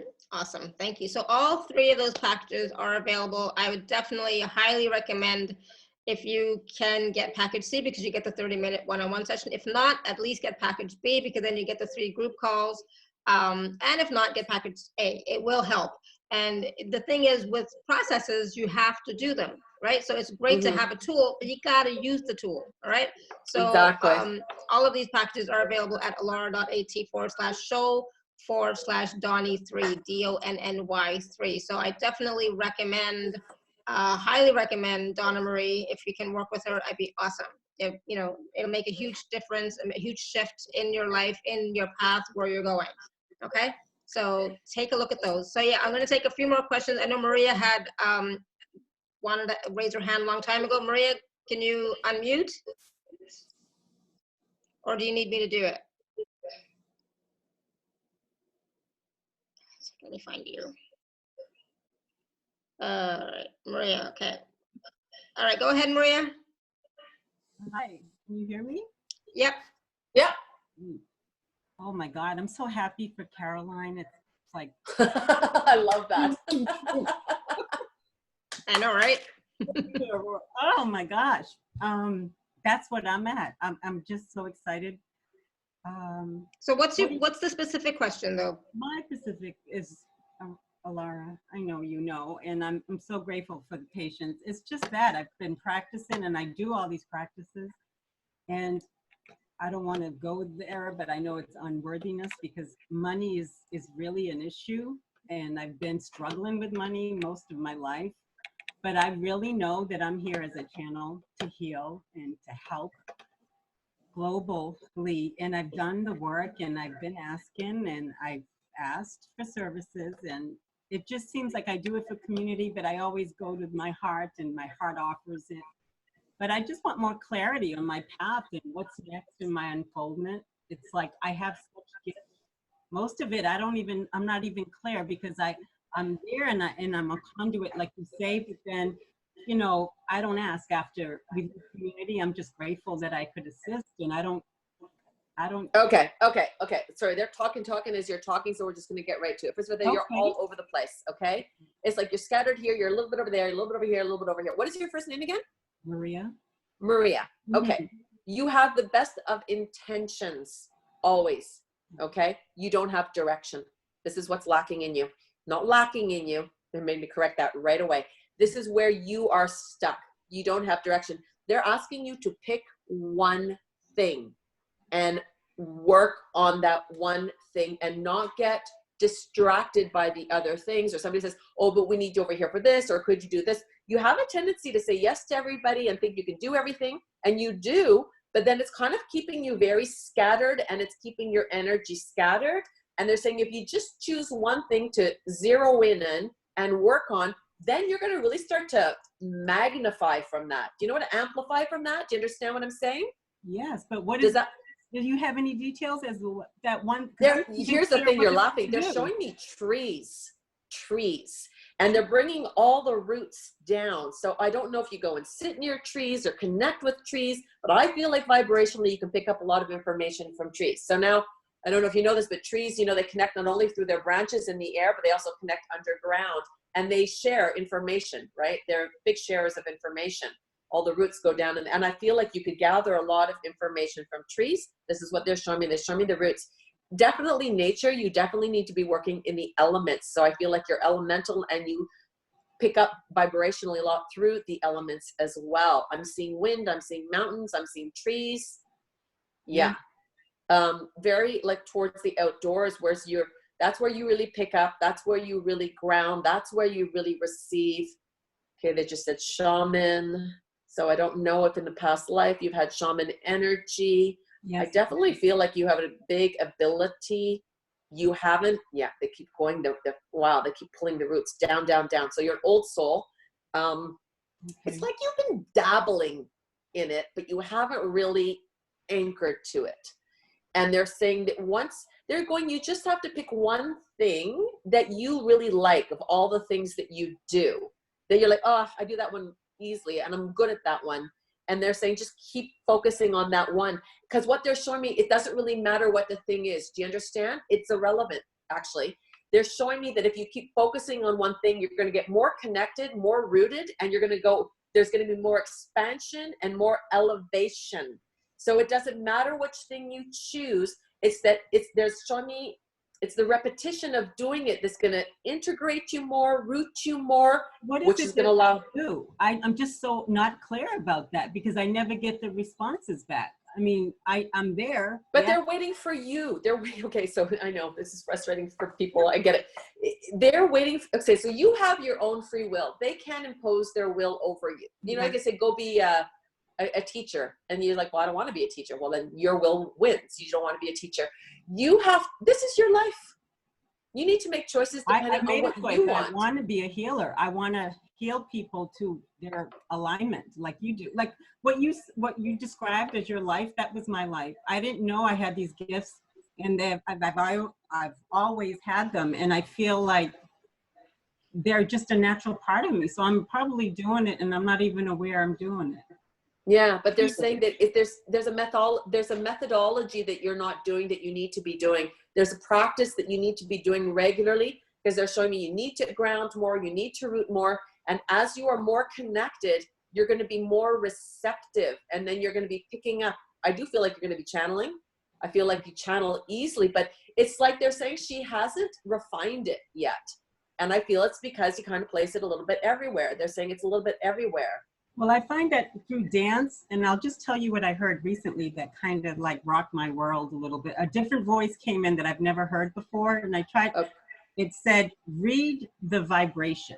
But I'm a dancer at heart. I love to move. I love movement, and that's always been my joy in life. I go outside, I'm under the trees, I dance, and I feel 20,000 times better. But they're showing me your feet as you're talking. Mm-hmm. And they're going, what you pick up, it's through the feet. Like music comes in through your feet. Your energy is coming in through your feet. They're showing me the connection for you is through your feet. Okay. Okay. Yep. So whatever vibrationally is connecting with you, it's coming in through that way for you. Because if they're showing the roots of the trees and going down, down, down, down, then you're connecting very well through your feet. So, you know, and if dance is a way that you feel connected, then that could be a really wonderful way for you to, you know, you could just go and dance and connect and listen to the music, and you start getting ideas, creative thoughts start popping in. Yeah. You pick up things start to come through. You don't have to be sitting going, to get information. Okay. It usually comes in like on the sly actually. And it comes in when we're in vibrational alignment and attunement with our full expression. So if dancing is your full expression, that's where you feel connected. That is for sure where you're going to receive more information. For sure, for sure. Yeah, I do. And for some reason, it seems like prosperity comes in community when I dance. When I dance, so there's a lot of money flowing in our community, and I'm grateful for it. But again, I guess you're right. For myself, I have to be more grounded. I'm struggling with money right now. Like all these packages are wonderful, and I would love to just jump in, but it's just not coming in the pace. Like I've been out of work for 3 months, and I still don't understand why. What do you do? What was your job? What was your job? I'm only getting, this goes back to childhood and where Alara, thank you for listening. My childhood, and again, I was doing domestic work for years, raising my son here in California, but I know it has a lot to do with my culture and my upbringing. And they're all shamans. All my grandmothers were, and my father was, and I just, in this new place in America, I'll put it, it's been really, really difficult for me to get my peace where it comes to financial structures over the past 20 years. Yeah, there's old belief systems, and there's like, show me in your bloodline, actually, repression of women who have incredible gifts and abilities, but don't, you know, they have to know their place within the family. Oh my God, I feel like there's a bloodline clearing that you need for you, and there's like a big bloodline clearing that you need for you, but there's also, they're showing me ways that these ways don't work for me. These ways I don't believe in. It's like so cultural. They're showing that some of it you like, some of it you don't like. There's a lot of oppression. They're bringing, again, a lot of oppression of women in your bloodline. And standing up for herself. But you've been believed like, oh, you can't, or you need a man by your side, or you need extra support. Like, ooh, there's a lot of scarcity coming through also. Yes. Not enough, not enough, not enough, not enough. West African, African heritage, West African, South African, Persian. I'm a mixture. I'm a Creole of everything. Mm. It's Yeah, all but you know, I feel included. like you have a very strong background, though, of I do. incredibly powerful women in your Yeah. bloodline that were unbelievable. Okay, so Yes. that chain needs to be broken, like it needs to be healed and then cleared, because you don't want this to keep trickling down. They're showing me the scale, so it's like justifying who you are to who they want you to be, to how you were raised, to how you believe. They're like, you're still playing on the scales. You need to pick a scale and sit there and stop going back and forth, and that's going to shift for you. But you have to choose. You need to I've choose chosen. yourself. I keep telling myself, I've chosen my life. I'm here, and I'm a healer. She's justifying it, though, but they say you keep justifying it. What does I don't know that if you're mean? justifying it for yourself or justifying it to your family, but that you have to 100% say, this is it, this is what I do, this is who I am, and not justify it. It's old, but I feel like you're ready to let it go, but there's old residue in you of what you saw, what you were told, what you believe, and it's still stagnant. Okay. It's not a hot fire, but there's still coals. It needs to be cleaned up, you know?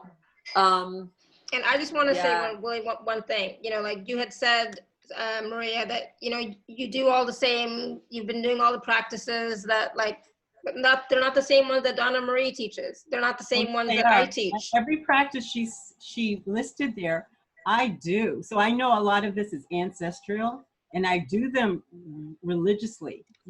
I was saying to myself this morning, I must be the only person that gives 100% of my internal life that I'm not really clear. I have no clarity on what to do next.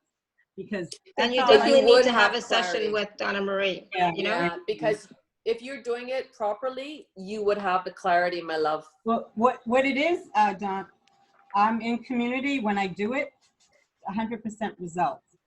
I'm at my set point, and I maintain it for those hours. And then as soon as I leave and I'm outside, give me a day or two, I'm back into my Self-doubt. confusion or whatever. Yeah. Or my Yeah. scarcity. Yeah. Because you're not in your, like, you give it for everybody else, but you're pulling it from something else. You're not in your set point. You're not in your set point. God, I don't even want to say that. They're like, oh, she's not going to want to hear this. No, but you can easily get into it, and it's definitely going to be through the elements and through nature and through your feet. They keep coming back over to the shaman. So there's shaman energy in your bloodline, ancestral bloodline, and I feel like it is trying to communicate through you, or it has been communicating through you. But everything is like, you know what they're showing me? They're showing me you're never right on dial. It's, you know, like between two radio stations, and it goes from one song and then goes to the other song. They're like, it's always kind of a little bit back and forth. She's never 100% on dial. There's something. So not quite in alignment. No. Yeah, right. So you could definitely use, you know, a session with Donna-Marie, one of her packages, check them out and see, you know, like see what you can do, you know, because I mean, let's face it, if you're choosing this is what I'm doing, then part of that means working with somebody to get you to that point where you can actually start doing it and be practical. Choosing does not mean just thinking I'm going to do this. Choosing also means taking action. That I know. That's probably the other hang up. I come from a family of doers. We're just women are about doing, period. Doing everything. There we go. I'm a big doer. Yeah, but it's in the being that we can do. So go back to the being, like be in alignment with who you are. Give yourself permission to be seen in your true light, how you choose to see yourself, the things that you love about yourself. Let that be the dominant energy about you. And then life has no choice but to show up for you in that same vibrational alignment. It's like you got to get clear on who you are, what you want, what you're going to give. I've been told I'm a divine feminine and a sister of the rose, and that's what I practice. My life. Forget what people are telling you. Yeah, I know. It's like I'm shaking my head. It's like, I mean, no. Just stop listening to even me. Like, just forget about what people are saying. Go within, get quiet, and listen, and ask your team. Show me, like, no, stop paying Donna-Marie. attention to what everybody else is saying and just Yeah. do what you, just say what you need to go. You got to go in more. Yeah. Okay. That's all I can say. That's the thing. It's like you're doing all the work, which is great. What's the next step? Take that next step, right? And choose. Yeah. Okay. Good choice. Thank you so much. I will. I hope that, I know you don't feel like you're chosen. walking away with your answer, but they're trying to let you know that you are the answer. Stop listening to what other people are telling you or what other things you've been told or other things that have been taught. Clean that slate, go inside and just say, okay, it's me. Let's go and move from there, and it will get clearer. Yeah. Okay. Thank you so much. You're welcome. You're Awesome. welcome. Thank you, This Maria. has been beautiful. Thank you. Good. Good. So Good. Good. joyful. Thank you. And You're that's the very thing, you talented. know. Sorry. No, she's just beautiful. I've never had a reader that was so on point. Right. I know, right? She is. That's what I said at the very beginning. Her readings are spot on. She's amazing. You're going to love her. Yeah. Thank you. Thank you. It's not All right. me. Thank you, know. Maria. Reminding people. Beautiful. And I just want to say, you know, to Maria and everybody else too, it's like, I got really hung up on stuff a few years ago, whatever, when people said, you're this, you're that, you're that. And I'm like, what? You know? And I got hung up on it, and it messed with me, you know, like it really, really, it messed me up big time, you know? And when I finally said, you know what? I don't care. I don't care what other people say. I don't care what people are saying I am or I should be or blah, blah, blah. No, I'm going to just go with what I know right now and go step by step from there. I can't, you know, it was crazy. It was like, I couldn't wrap my head around it, and it was just too much. And it was like, no. And it wasn't showing up in my life, you know? There you go. Boom. That's what you just said. And that's exactly what I'm going to say, because what I'm doing today, right now, as we're talking, it didn't start out this way. You know, it was a trickle effect. I started doing one thing, and then they showed me a little bit more. And then they said, oh, now you can do that. Then I had to learn how to integrate that. Then I had to do it. Lots of clients before I saw it work. And then they're like, okay, see now how that works? Now you're going to do this. Oh, okay. What's that? You'll see. I mean, I had to start going, oh, okay. No, to just do that. Well, what am I doing? Just go. And you're like, oh, okay. So it's like, you know, it wasn't like 10 years ago, poof, I'm a medium, you know, where I am even now in the last, especially since like from December to now, the energy is moving so much faster that even in my readings, what I used to do, they're showing me, oh no, we don't do it like that. Now we're gonna do it like this. Or like, you're sitting down there, the person is coming in, we're working on a specific issue. And then I finished the reading, and then my team's saying, oh, we just did this and this and this and this and this. I was like, what? You did? And they're like, yep, well, they were right here and we had the time, so we're just gonna do it. And before, that could not have taken place, but now there's such a speed that the energy is moving at. And if I'm in that alignment, holding that vibration, and they're able to facilitate it, they don't wait anymore now. They're like, why would we wait until she comes back for a second session? She's here now, we're gonna clean her up. So sometimes they come in for one thing, and then they got karma cleaning, bloodline cleaning. They've been working through me for the last 8 months for bloodline and ancestral bloodline clearings, especially for women that come from women that were very oppressed in their lineage.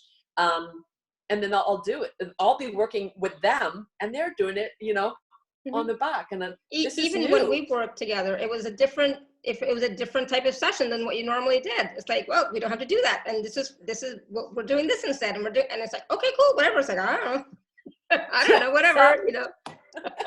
And it's the same for me. I'm like, okay, what? They're like, yeah, just go. And it's just, you have, but you know what I'm saying is for her, Marie, that I didn't start there.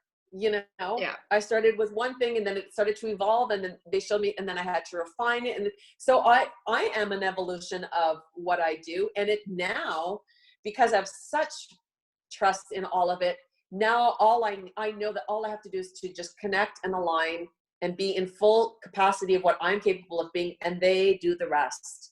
And so they're just going to facilitate to whatever that means, and whatever that means for that client, and whatever that client needs.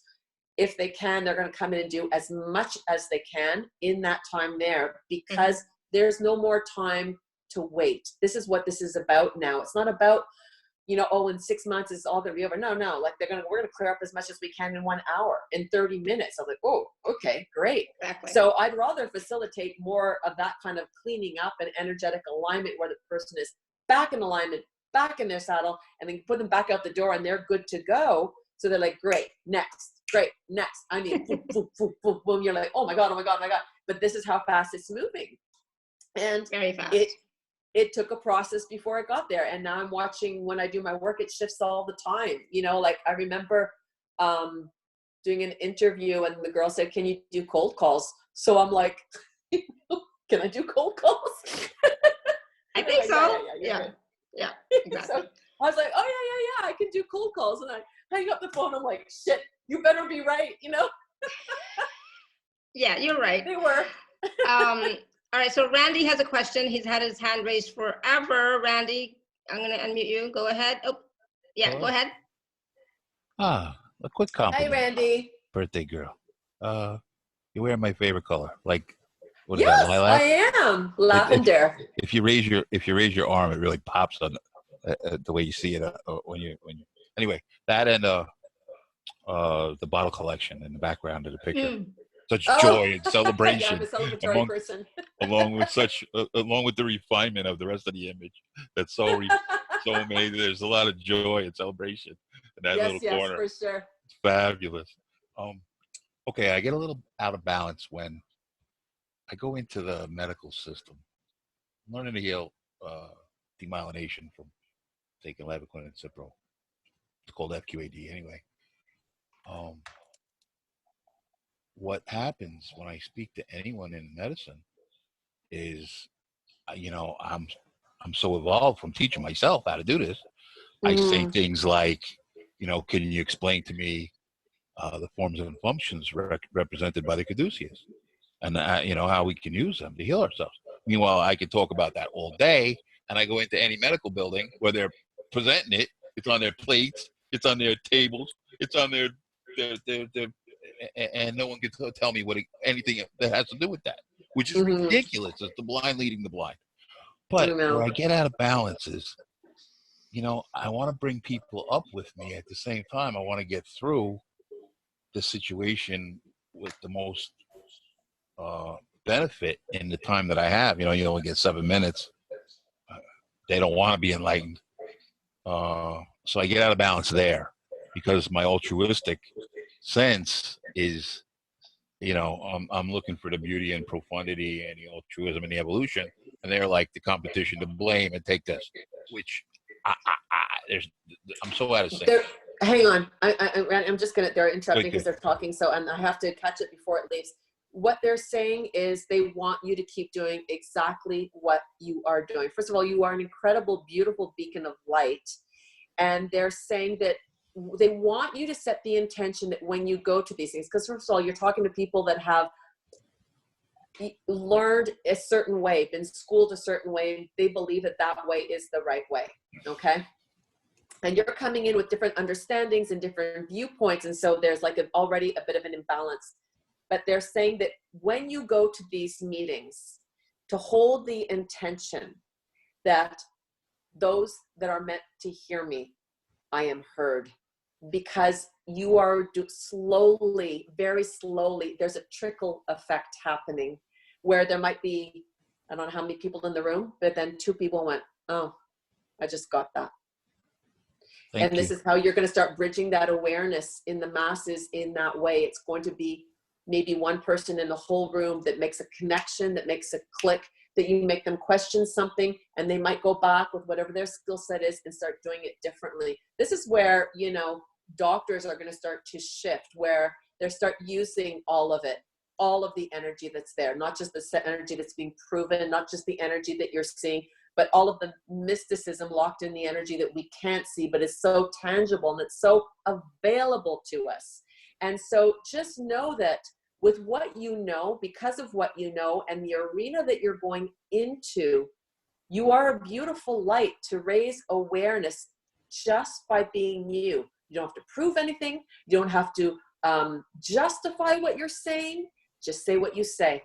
Bring it to the table and let those that are meant to hear, this is what they said. Those that are meant to hear him will. That was their message to you. Happy birthday, and thank you. Does that make sense for you? Oh, fabulous. It's beautiful. Can I just tell you, Your light is Takes one to know one. huge. Like huge. And you have this very, what they're showing me is gentle bend, like this very, I feel like you're big, but you're very soft, like a teddy bear. Do you know what I mean? You come across with quite a presence, but you're such a beautiful heart, kind. There's Indian energy with you, and actually the bear energy is also with you as well. So I don't know if your ancestral bloodline, I feel like it's North American Indians. There's something in your bloodline. And then you've got, Europe as well. There's European also.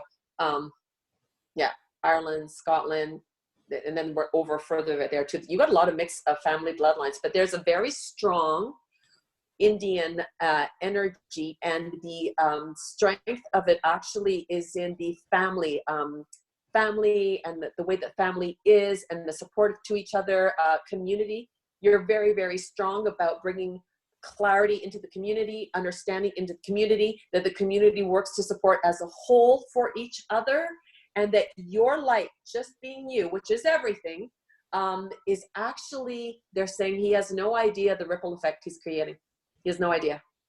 And you're very humble in a really beautiful way, though. I don't feel like you see all of your worth or your value, but I feel like everybody else does. They're so aware of you, even if, in terms of understanding, they don't get it, they get it somehow. But they're saying, please keep doing what you're doing, because you are bridging awareness. And the ones that are meant to hear you, they will hear you. And so keep doing it, keep going, keep talking, and just do it like you have nothing to prove. Here's who's me, this is what I know, here's what I understand, I don't know, this might be a benefit to you, with no agenda. Just bringing who you are to what it is and allow what's meant to unfold from that. But they're placing you in specific places. I also feel like you should be doing talking. They're putting a microphone in front of your mouth. So I don't know if you've been considering this, but I feel like you have a wealth of information to share. And there's a lot of people that would be very interested in hearing what you have to say. This is something to look into for you. Peace be with you. Thank you. Thank you. To you as well. Thank you for what you're doing. Beautiful. You're a beautiful soul. Takes one to know one. Thank you, Randy. Thank you, Randy. Glad you waited. Beautiful light. Awesome. All right, so Tanya, sorry we've kept you waiting for a long time as well. If you're still there, I'll go ahead and unmute you. I know it's like we've gone way over, but Tanya, hello. Hello. Hi. Hi, Tanya. Hi. Hello. Happy birthday. Thank you.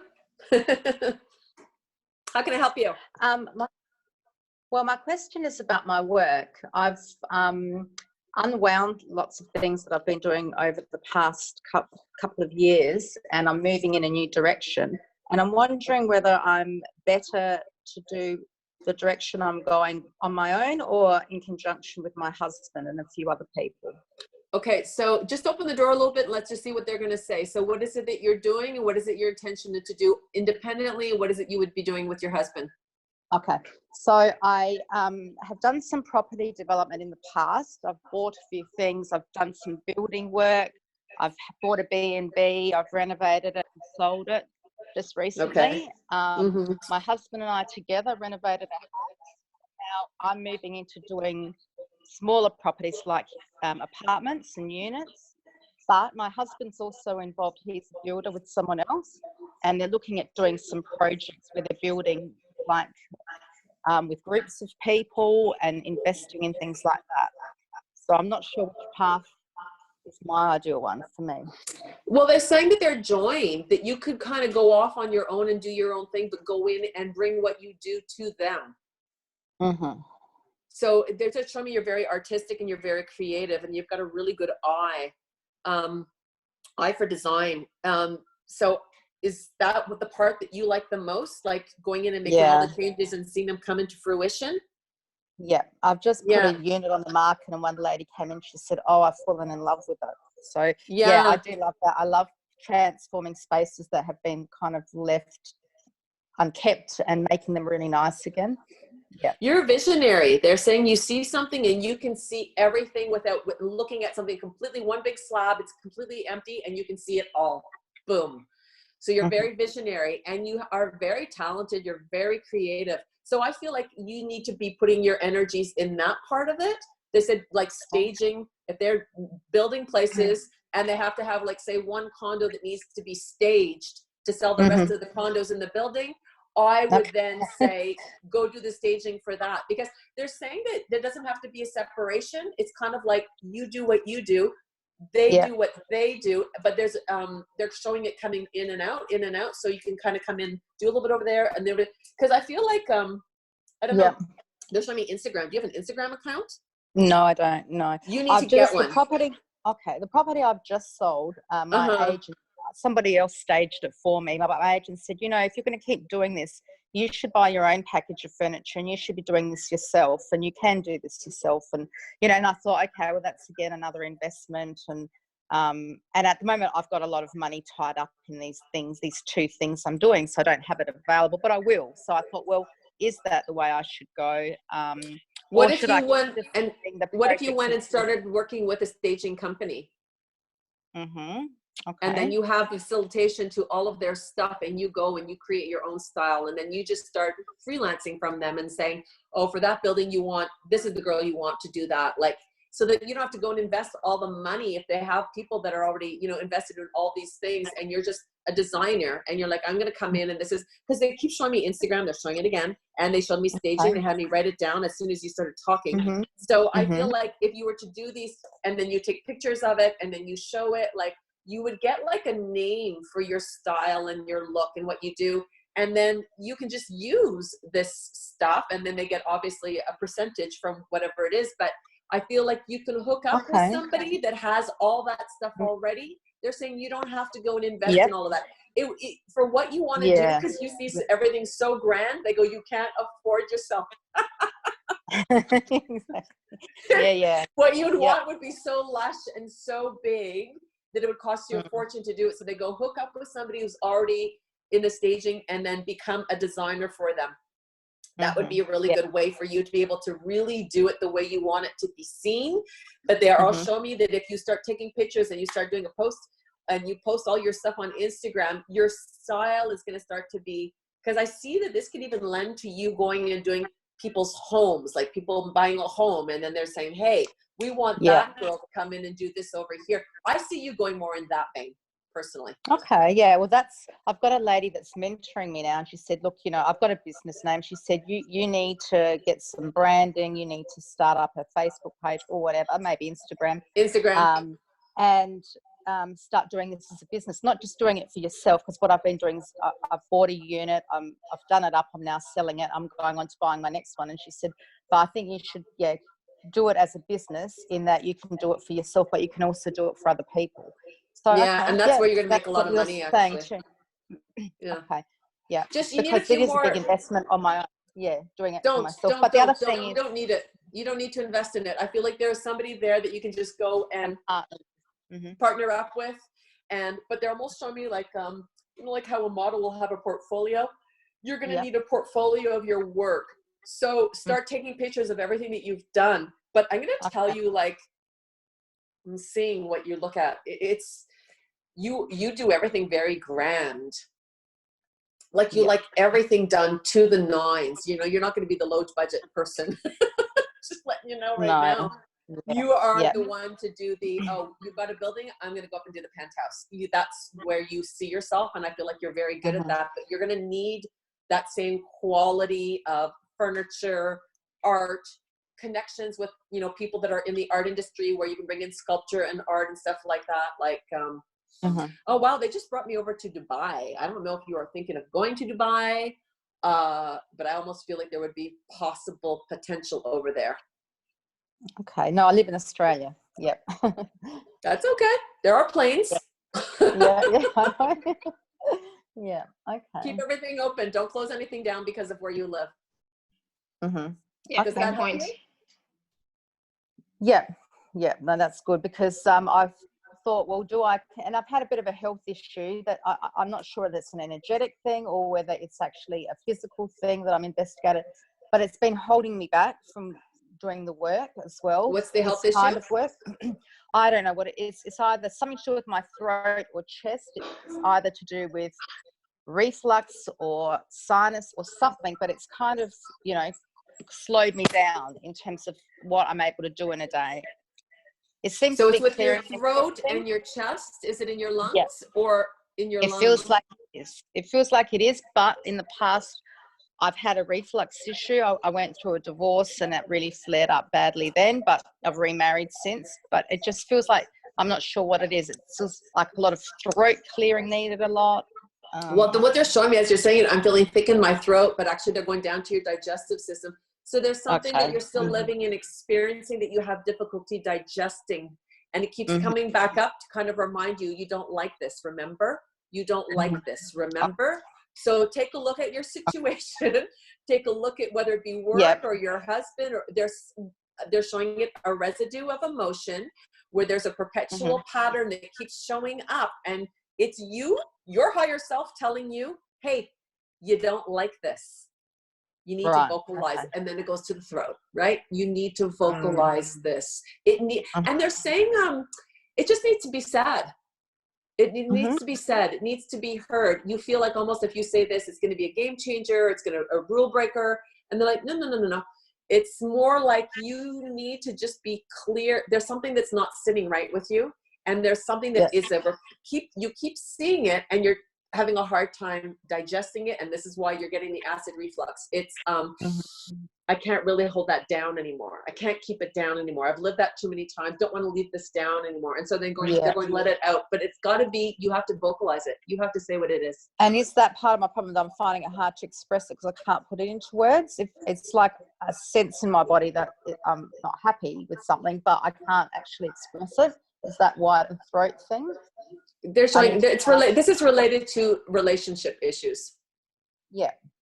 And they're showing me your husband.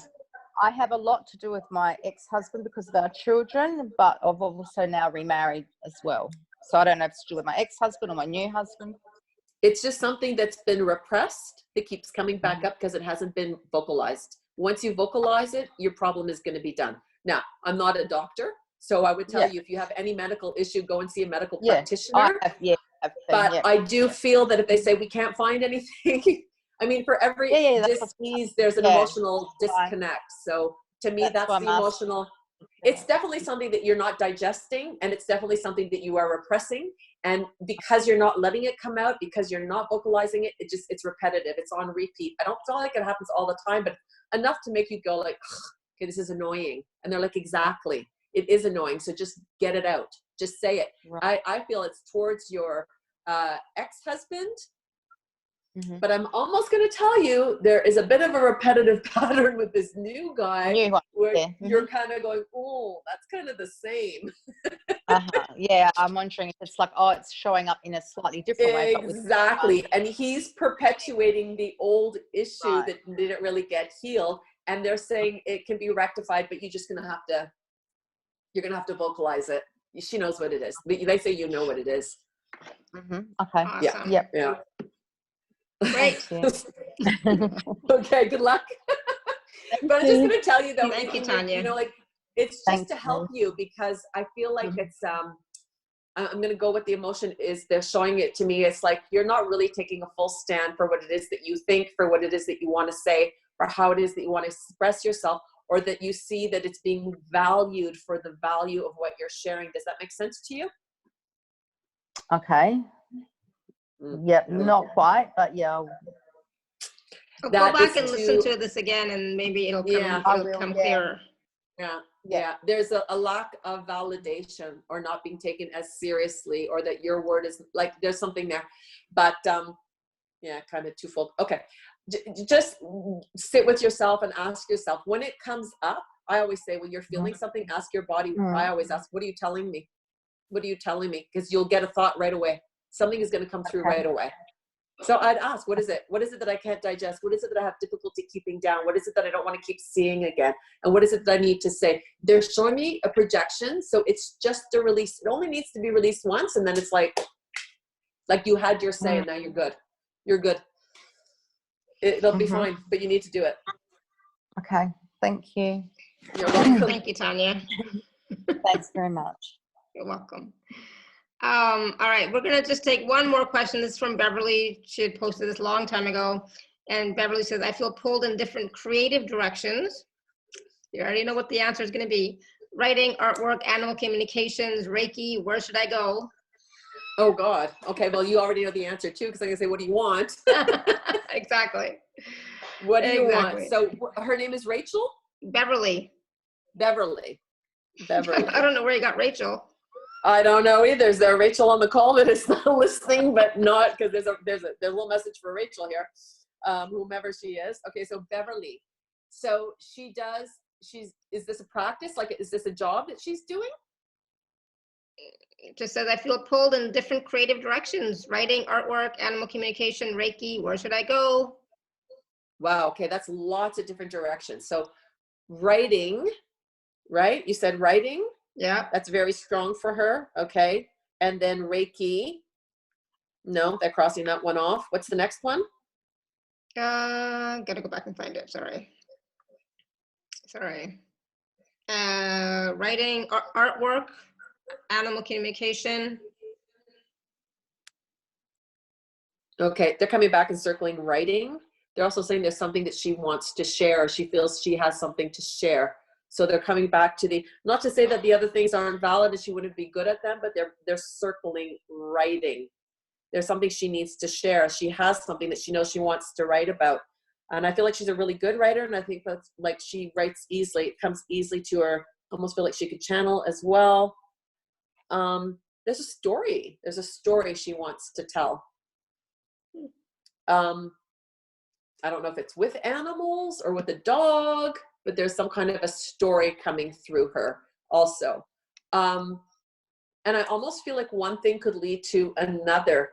And I do feel like if she's creative or artistic, she may want to bring a storybook and do the art to the storybook, or the art for a part of it. She needs that creative, well, writing is her natural thing, I feel. Oh, yeah. So sorry, I forgot. She has a 9-to-5 job. So this is her, I guess, creative outlet. What does she do for her 9-to-5 job? I'm curious. I don't know. So, I don't know. She doesn't say. All right. So I'm going to say they're pointing to, of all the things she mentioned, they circled writing, and they're showing me that she writes very easily. And I do feel like that she has a story or an idea of a story. She wants it to go into more creative. Maybe she could do the artistic part of the storybook, but it's writing. Writing is the place where they're showing me that's where she should place her energy. And I do feel like she has an idea, or she has a story that she would like to get out. But of the things she mentioned, that's the one that they circled. Awesome. So there you go. And I feel like she's very good at it. She's very good at writing. Oh, good. Awesome. She's really creative. They're showing me, really, really creative as well. And I feel like the artwork, that's for her. I feel like she needs it for herself to kind of disconnect from her job or take time for herself and have that outlet where she feels more, she is very creative. And I almost feel like when she does art, she kind of, even ideas and that for the writing would almost come through. Like art can be very meditative. She says that you're tapping into her children's story about a bear. Oh, well, there you go. So there you go. We already knew the answer. There you go, because I did see a storybook and I saw pictures. So, and it was small, like it was a little square thing like this. It wasn't like a paperback. I love it when you can give validation so easily. Yeah, and I do see, so the little bear, I don't know if she was going to call him Little Bear, but they said Little Bear. Well, there's already a Little Bear character on TV. We used to watch Little Bear when my daughter was little. Little Bear. Yeah. Well, I feel like this little bear already has a name, or she's already given it a name. Okay. Let me just see. Let me just go into that there for He's a a bear second. cub. He's a bear Oh, cub. she's going to be giving children lessons through the little bear. Oh, nice. Yeah, nice little lessons about life and about right doing, and it's almost like when you read a storybook and it's like there's a good little happily, how can I say it? I can't find my words right now, but there's an intention with her story to share something with that child for them I think to she have got a better it. understanding of things. Yeah. I think she got I it. think she should totally do it though, because I do feel like she should do the illustrations for her book, because I feel like either she doesn't want to do it for the book or she wants to do it for the cover, but they're saying she has a very clear idea of the pictures of how she wants them to look and the feeling of it and that. But to me, it's going to be a little series, and it's going to be communicating like kind of like life lessons with children. Mm-hmm. Nice. Small children, like I Yeah. feel 5 years old. It's the I age love I'm it. staying. I love Yeah. how like, oh, it's so clear. You're getting all this information so clearly. I love it. So Beverly Yeah, says, holy cats. Yes. Good. Yeah, Nice. and I feel like she already knew this. And she said, I was going to do a sequel with a friend of his who's a duck. Oh, nice. There you go. There you go. That's good. Yeah. I feel like there's going to be more than a sequel. I feel like it's going to be a little series. And I'm going to tell her they feel small to me. So it's for little children, that they can actually hold it. The story's going to be cute though. There's a kind of like a repetitive theme that's going through it. Yeah. So that's it. It's the writing. That's what she should be focusing on. And she's really passionate about it actually. Yeah. And I feel like, like I see this, like she's going to be able to sell it. This is going to be like on Amazon, and this is going to get out there. Good. So tell her it's super important she finds the right people to do the book with. Awesome. Be particularly choosy with that. With the publisher, etc. That's the word. Thank you. You're welcome. My brain is like. I know. One last question, because Deborah just wrote in again. What about my question? So here we go, Deborah. And it's a trifecta. Why not? Oh God. I know, right? I'm like, okay. Well, no judgment, Deborah, at all. So I'm just letting everyone know I'm having champagne after this call. I deserve something too after this call. Okay.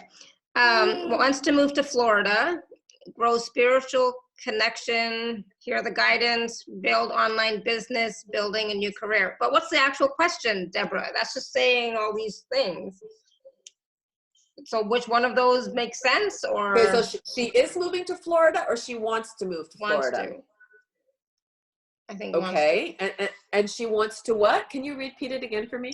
She wants to grow spiritual connection, hear the guidance, and build an online business, building new career.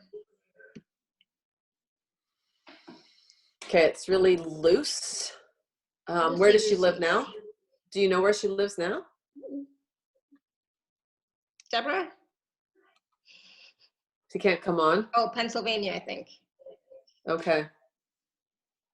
And she wants to go to Florida. She wants the heat and she wants the water. I wouldn't want to be in Pennsylvania. Yeah. No offense to Pennsylvania, but yeah, the weather. And does she know what online thing she wants to do? Because it's really important that she has like a focal point before she just does that, because there's so many people already out there. Like she's going to have to know what she wants to do, what she wants to bring to the table. What is it she's going to be offering? Like, like who's her audience? Oh my God, Donna-Marie, I just finished saying how awesome you are and spot on with your readings, and now here you are asking all these questions. Because this is what they're saying. Here's the thing. She says she wants to go and do that. Like, okay, but what is it that you really want to do? Where are you going to be placing your energy? What is it that you want? So you moved to Florida, now you're in Florida, and now what? So now you want to do an online course. Okay, what's your online course? What is it that you're going to be selling? Are you teaching? Like, she needs to know what. Here's the thing, So this is for everybody, just so you know, this what Donna-Marie's saying right now is for everybody. It's not just for Deborah. Yeah. Sometimes, I'll have a client sit in front of me and they're saying, I just need to know what to do. And Spirit is going, they need to decide. It's up to them to decide. And so I'm like, okay, you need to decide. Which one do you want? Well, this one gives me a lot of money, but I'm not happy. And this one makes me happy. Bingo. Well, there's your answer. Do the one that makes you happy, because your happiness is going to eventually lead to more money. So they don't always give us the answers. God, wouldn't it be great if they did? But sometimes they give us part of it because we have to make that work for ourselves. We're doing our own process in our own evolution while we're here on this earth. We are not going to be handed everything because we need it. sometimes unless it comes through us, it won't make sense unless it's ours first. Do you understand? Mm-hmm. Everyone tells you you're beautiful and you don't believe you're beautiful. Guess what? You're still not beautiful. Mm-hmm. So it doesn't matter what people say. When they wait for you to make that acknowledgement and recognize it within yourself, now you've got your truth. So they're not always going to hand you the full answer. Her career was management and leadership, and now she's thinking, I can't even talk. She's thinking about writing books, an online course for women to build their career, I think. Oh, okay. So she wants to take what she's learned and turn it into a course? Mm-hmm. Is she really an clear online on course? Okay. And is she good at what she does? I want her to answer this. Like, I'd like to hear it from her. Yeah, I don't know Here's her at the all, so I thing. wouldn't know. If she knows that she has something that is Yes, of very value, good. High manager. perfect. So then take all that information, package it in a way that no one else is doing it, because everybody is out there doing the same thing. Like, there's gazillions of people. So she's going to have to get very clear on whatever her refinement was. Oh, okay. Now they're showing me who she's targeting. So is she targeting women of a certain age, women who have been in a business for a certain amount of time, and this is your next level, your next step? They're saying that to get clear on who her target is and what with them taking her course is going to give to them. So she has to refine that first of all. And okay, hold on. Yeah, she has a lot of information, but they go, she has too much information. She's got to weed. It's like, find that. They're showing me a big golden key. Like, what's the key? So of all the people you've worked with and all the things, what's the one thing that you repeat all the time, that you see repeated all the time, that works for everybody all the time? That's the key to what she should be doing. And she knows what it is. All right. And then to take that, and again, she's going to have to hone it. Yeah. I feel like she's really good one-on-one. Like, I see her with one-on-one, like working one-on-one with clients, like high-end clients one-on-one. And so if she wants to take her skill set and put it into a package where she can have it make money for her on the side, then she has to get really clear on what is different about hers that other people out there that she would be competing with don't do it like her. They're showing me women, and they're showing me women of a certain age group and that have kind of done everything, don't want to play by the rules anymore, want to kind of do it their own way, kind of cowboy it out there, you know, to do it differently, off the beaten track. So she's got a refinement with women now, like almost like she knows how to tap into women and see how she can help them. I really see her strong with one-on-one. So she maybe want to continue a one-on-one thing with her clients, but to do the refinement of what she wants to sell her program as, she's got to do refinement. And they're saying weed out and pick that one thing that's been a consistency through all the clients she's worked with that she knows is that's her niche there. That's her niche, whatever that is. Mm-hmm. Does that make sense, Deborah? I can't sit anymore. And it's hard, when they're not there, because you're just talking through harder. It's very. She's on the right path. Just let her know very she's on the right. She's know. very what? She says very broad. Well, you know, you can always get package C and do a personal one-on-one session with Donna-Marie and get more clarity, you know, and talk, you know, more one-on-one. Yeah, That's I feel like she knows what right now. It's really broad, so that's what she's trying to dig into. Yeah, it's just that she's been broad and like okay, here I could do this, I can go there, and I can do that. But they're saying that she has to refine what she wants to do. So she's been doing this work with these people. She knows what she's been doing, where she could see a repetitive pattern and know that that's the thing that she would want to sell as her program, because she knows it works, because she's seen it work and she's seen the results. That's where she needs to go. So whatever that is, it'd be different if I was talking to her. I'm not, but that's as much information as I can get for that. Do you know what I mean? But she's on the right path. That's the good news. And I feel like she's in the right alignment. But they are showing me very strong one-on-ones. So I feel like she's very good one-on-ones. Well, you know, I was thinking too, like, why would she just go automatically into an online course? Why not do one-on-one and a supplemental online course? No, I feel like it should be both. Yeah. You I know? feel like she needs to be doing the two of them. Yeah. Yeah. Yeah. I hope that helps you. I mean, I feel like she kind of wants to streamline it down. If I were to work with her one-on-one, she could put everything out there. We could talk about all the things and then they'd be able to do that for her. But she's been too broad in what she wants to do. So I would have to speak to her independently. Yeah. She wants the passive income. Yeah. I get it. I get it, but it's not that easy. You know, it is. If she's got something to sell, it is, but she's going to have to refine it and package it and then put it like that and then have that. But even for the passive income, you have to have an audience, a market, right? This is it. But if you have something good to sell and that you know that it really works, that's what I'm saying. Pick the thing that you've seen the proof is in the pudding over and over and over again in the work that you've already done, because that's the thing that's going to be able to repeat itself again moving down the line. You know, they're just showing me weed and refine. So the stuff is there. She just needs to kind of look and see, okay, what I don't need and what I do need. Yeah, awesome. Good. So hopefully that helps, Deborah. And, you know, like we talked about so much today on this call. It's unbelievable how much we talked and how much Donna-Marie was able to share. Donna-Marie and her team were able to share. And the thing is, with each of the messages, with each of the answers that Donna-Marie shared, there were nuggets that are applicable to everybody. Okay. Applicable to everybody. So there's a lot of wisdom, a lot of, you know, teaching information that you can, you know, go back and watch, go back and listen to, and pull what resonates for you, pull what you need, because there's tons. And that's why I think I said over and over again, listen to this. This is for everybody. So I know, Mina, if you're still here, there was some really good stuff in there for you as well. You know, depending on, you know, which question, but the one with Tanya, there was some information there that I think would be relevant for you as well. But so much, right? So please do go back and watch and listen to this again. Take a look at the special offers that Donna-Marie has available for you. And like I said, if you can't go all the way with package C, get package B. You will still get a huge benefit. And the benefit really is, I think, in working with Donna-Marie, you know, in whatever capacity you can.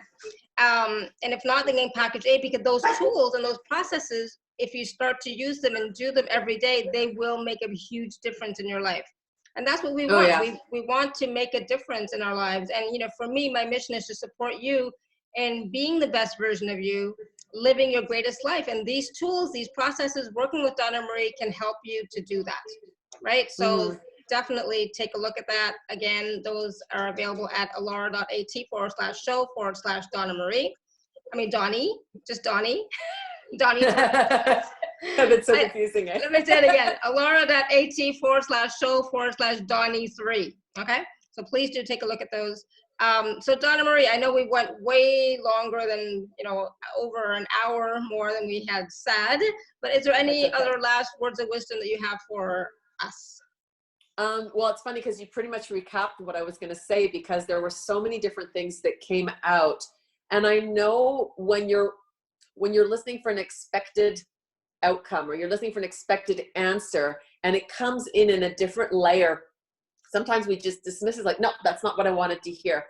But listen to the other things that were said, because it's going to lead you to that thing. I mean, I've worked with spirit long enough to know sometimes it's like the Hansel and Gretel trail, where they leave little breadcrumbs and you pick up one and then there's another one and there's another one. And sometimes they hand it right out to you. The stuff that they don't hand out right out to you, it's because these are particular people that if it doesn't come from them, it won't be valid. And so I've seen this time and time again. We have to make the understanding or the awareness for ourselves for it to be understood. Okay. And I can tell you what you need to do, but if you don't believe it or it doesn't make sense to you, you're not going to do it. But when it's coming from your own innate knowing and your own awareness, it doesn't matter what anyone else is going to say now you know. And so sometimes they guide you down that path by saying, okay, well, just move this, move that. Like, they'll move things around, but they're not going to tell you what it is. They're going to maybe lead you to it. And other times they'll go, boom, that was it. Like with, who was it for the reading? You know, she's giving me all the things, and they went back and they circled writing. This is what she's really strong in. you know, so they were narrowing it down for her. But the thing is that they're not going to come in and just say, okay, Deborah, you do this and this and this and this and this, because that is their will over your will. And you have a choice to choose whatever you like. You know, I would say to every single person on this call, we are designed, I see this over and over and over with every client I work with. We are designed to lead very happy, joyful, bountiful lives. This is what we come and have. This is what we're meant to do. This is the expression of what we're meant to live and experience. So whatever you're doing in your life that is not allowing for that, release it, clear it, and get back in alignment with that which wakes you up, that resonates with you, that makes you shine, that gets you excited, that fuels you vibrationally, because that is your set point to everything else. So if somebody said, you know what, I can't afford any packages, I'm never going to listen to another summit for as long as I live, what do I do? And then I would say, every time you have a decision to make, no matter what it is, just ask yourself, does this make me feel good? Yes or no? That's your natural intuition that's going to come through and answer that question for you in 1.2 seconds. How does that make you feel? I don't like it. Take it off your plate. How does it make you feel? I love it. Keep it on your plate. How does that make you feel? I don't like it. Take it off. You want to learn how to weed? Ask yourself, what do you like? Because we know right away if we like something or not. And as we start to make clear, and you're like, shit, I cleared everything. There's nothing left. Perfect. Now it's wide open for anything you want. You know, it's like moving the stuff that's taking space or distracting us or not allowing us to be in that full flow. Why would you let it stay there when it's pulling you off alignment from what you really could be doing? And if it's not bringing you joy, why are you doing it? Because when we are in full alignment with our joy, we are in full access to all of our gifts, which then allow for the greatest abundance, and not just abundance of financial flow, but in every other area of our lives. So why would we not go from a set point where it is easy, where it's connected, where we sit in our truth of what we came in here for? We're connected to our divine light energy, to our spirit, like our spiritual imprint. And this is going to just showcase everything that we need. So I just say, if nothing makes sense and nothing is clear, just go back to what is clear. Go back to what does make sense. Go back to what does light you up. Live at least from those passions, from that happiness, because they are going to lend to more vibrational alignment. When we are in a high vibratory place, we are now receiving more high vibratory things. So, start from the place that at least you know. If 10 things make you unhappy, one thing makes you happy, move all 10 things away, focus on that one thing, and let that bring you up vibrationally, and let it start connecting you to everything else. That's the answer. That's the answer. Everybody can do it. You don't need to buy anything. You don't need to buy into anything. You know what you do or do not like. Yeah. Start there. Start Awesome. there. Beautiful. Thank you. Thank you. Thank you. Thank you. And thank you everybody for all of your questions. They were awesome, amazing. Some a little vague to start off, but Donna-Marie and her team were able to next caller. get it, so it's all good. But yeah, beautiful questions. We got lots of answers. So please go back and watch or listen to this again. Donna-Marie, thank you again. And happy birthday. Hopefully you get a chance to celebrate today. I am. I'm celebrating tonight. So I'm going to start celebrating right after I get off this call. No, exactly. I do have a little celebration tonight, so I'm going to be doing that. And I've been, it's been a celebration to be here. Lovely experience. I've never experienced my birthday in this way, so I'm happy to have been able to, lend this gift and this ability with what they do through me to the ones who are on the call, to the ones that are going to be listening to the replay. And I hope that whatever anybody needed to hear, that it registered in one way or another, so that it's going to help them move forward in their own happiness, because that's the point of doing what we do. Exactly. So thank you. Thank you. I'm so glad. I'm so grateful that we've connected, we've met, that you're here on the show, so that more people can get to know you. I just love it. And we'll talk soon. Yes. So we will definitely talk soon. Thank you so much, my love. Thank you. Thank you. Thank you, everyone. Until next time, may you continue to be blessed with an abundance of joy, peace, love, happiness, prosperity, and radiant health. Sending you all much love and blessings always. Bye for now. I Oh. feel like I'm losing my Bye. voice. Bye for now. Love it.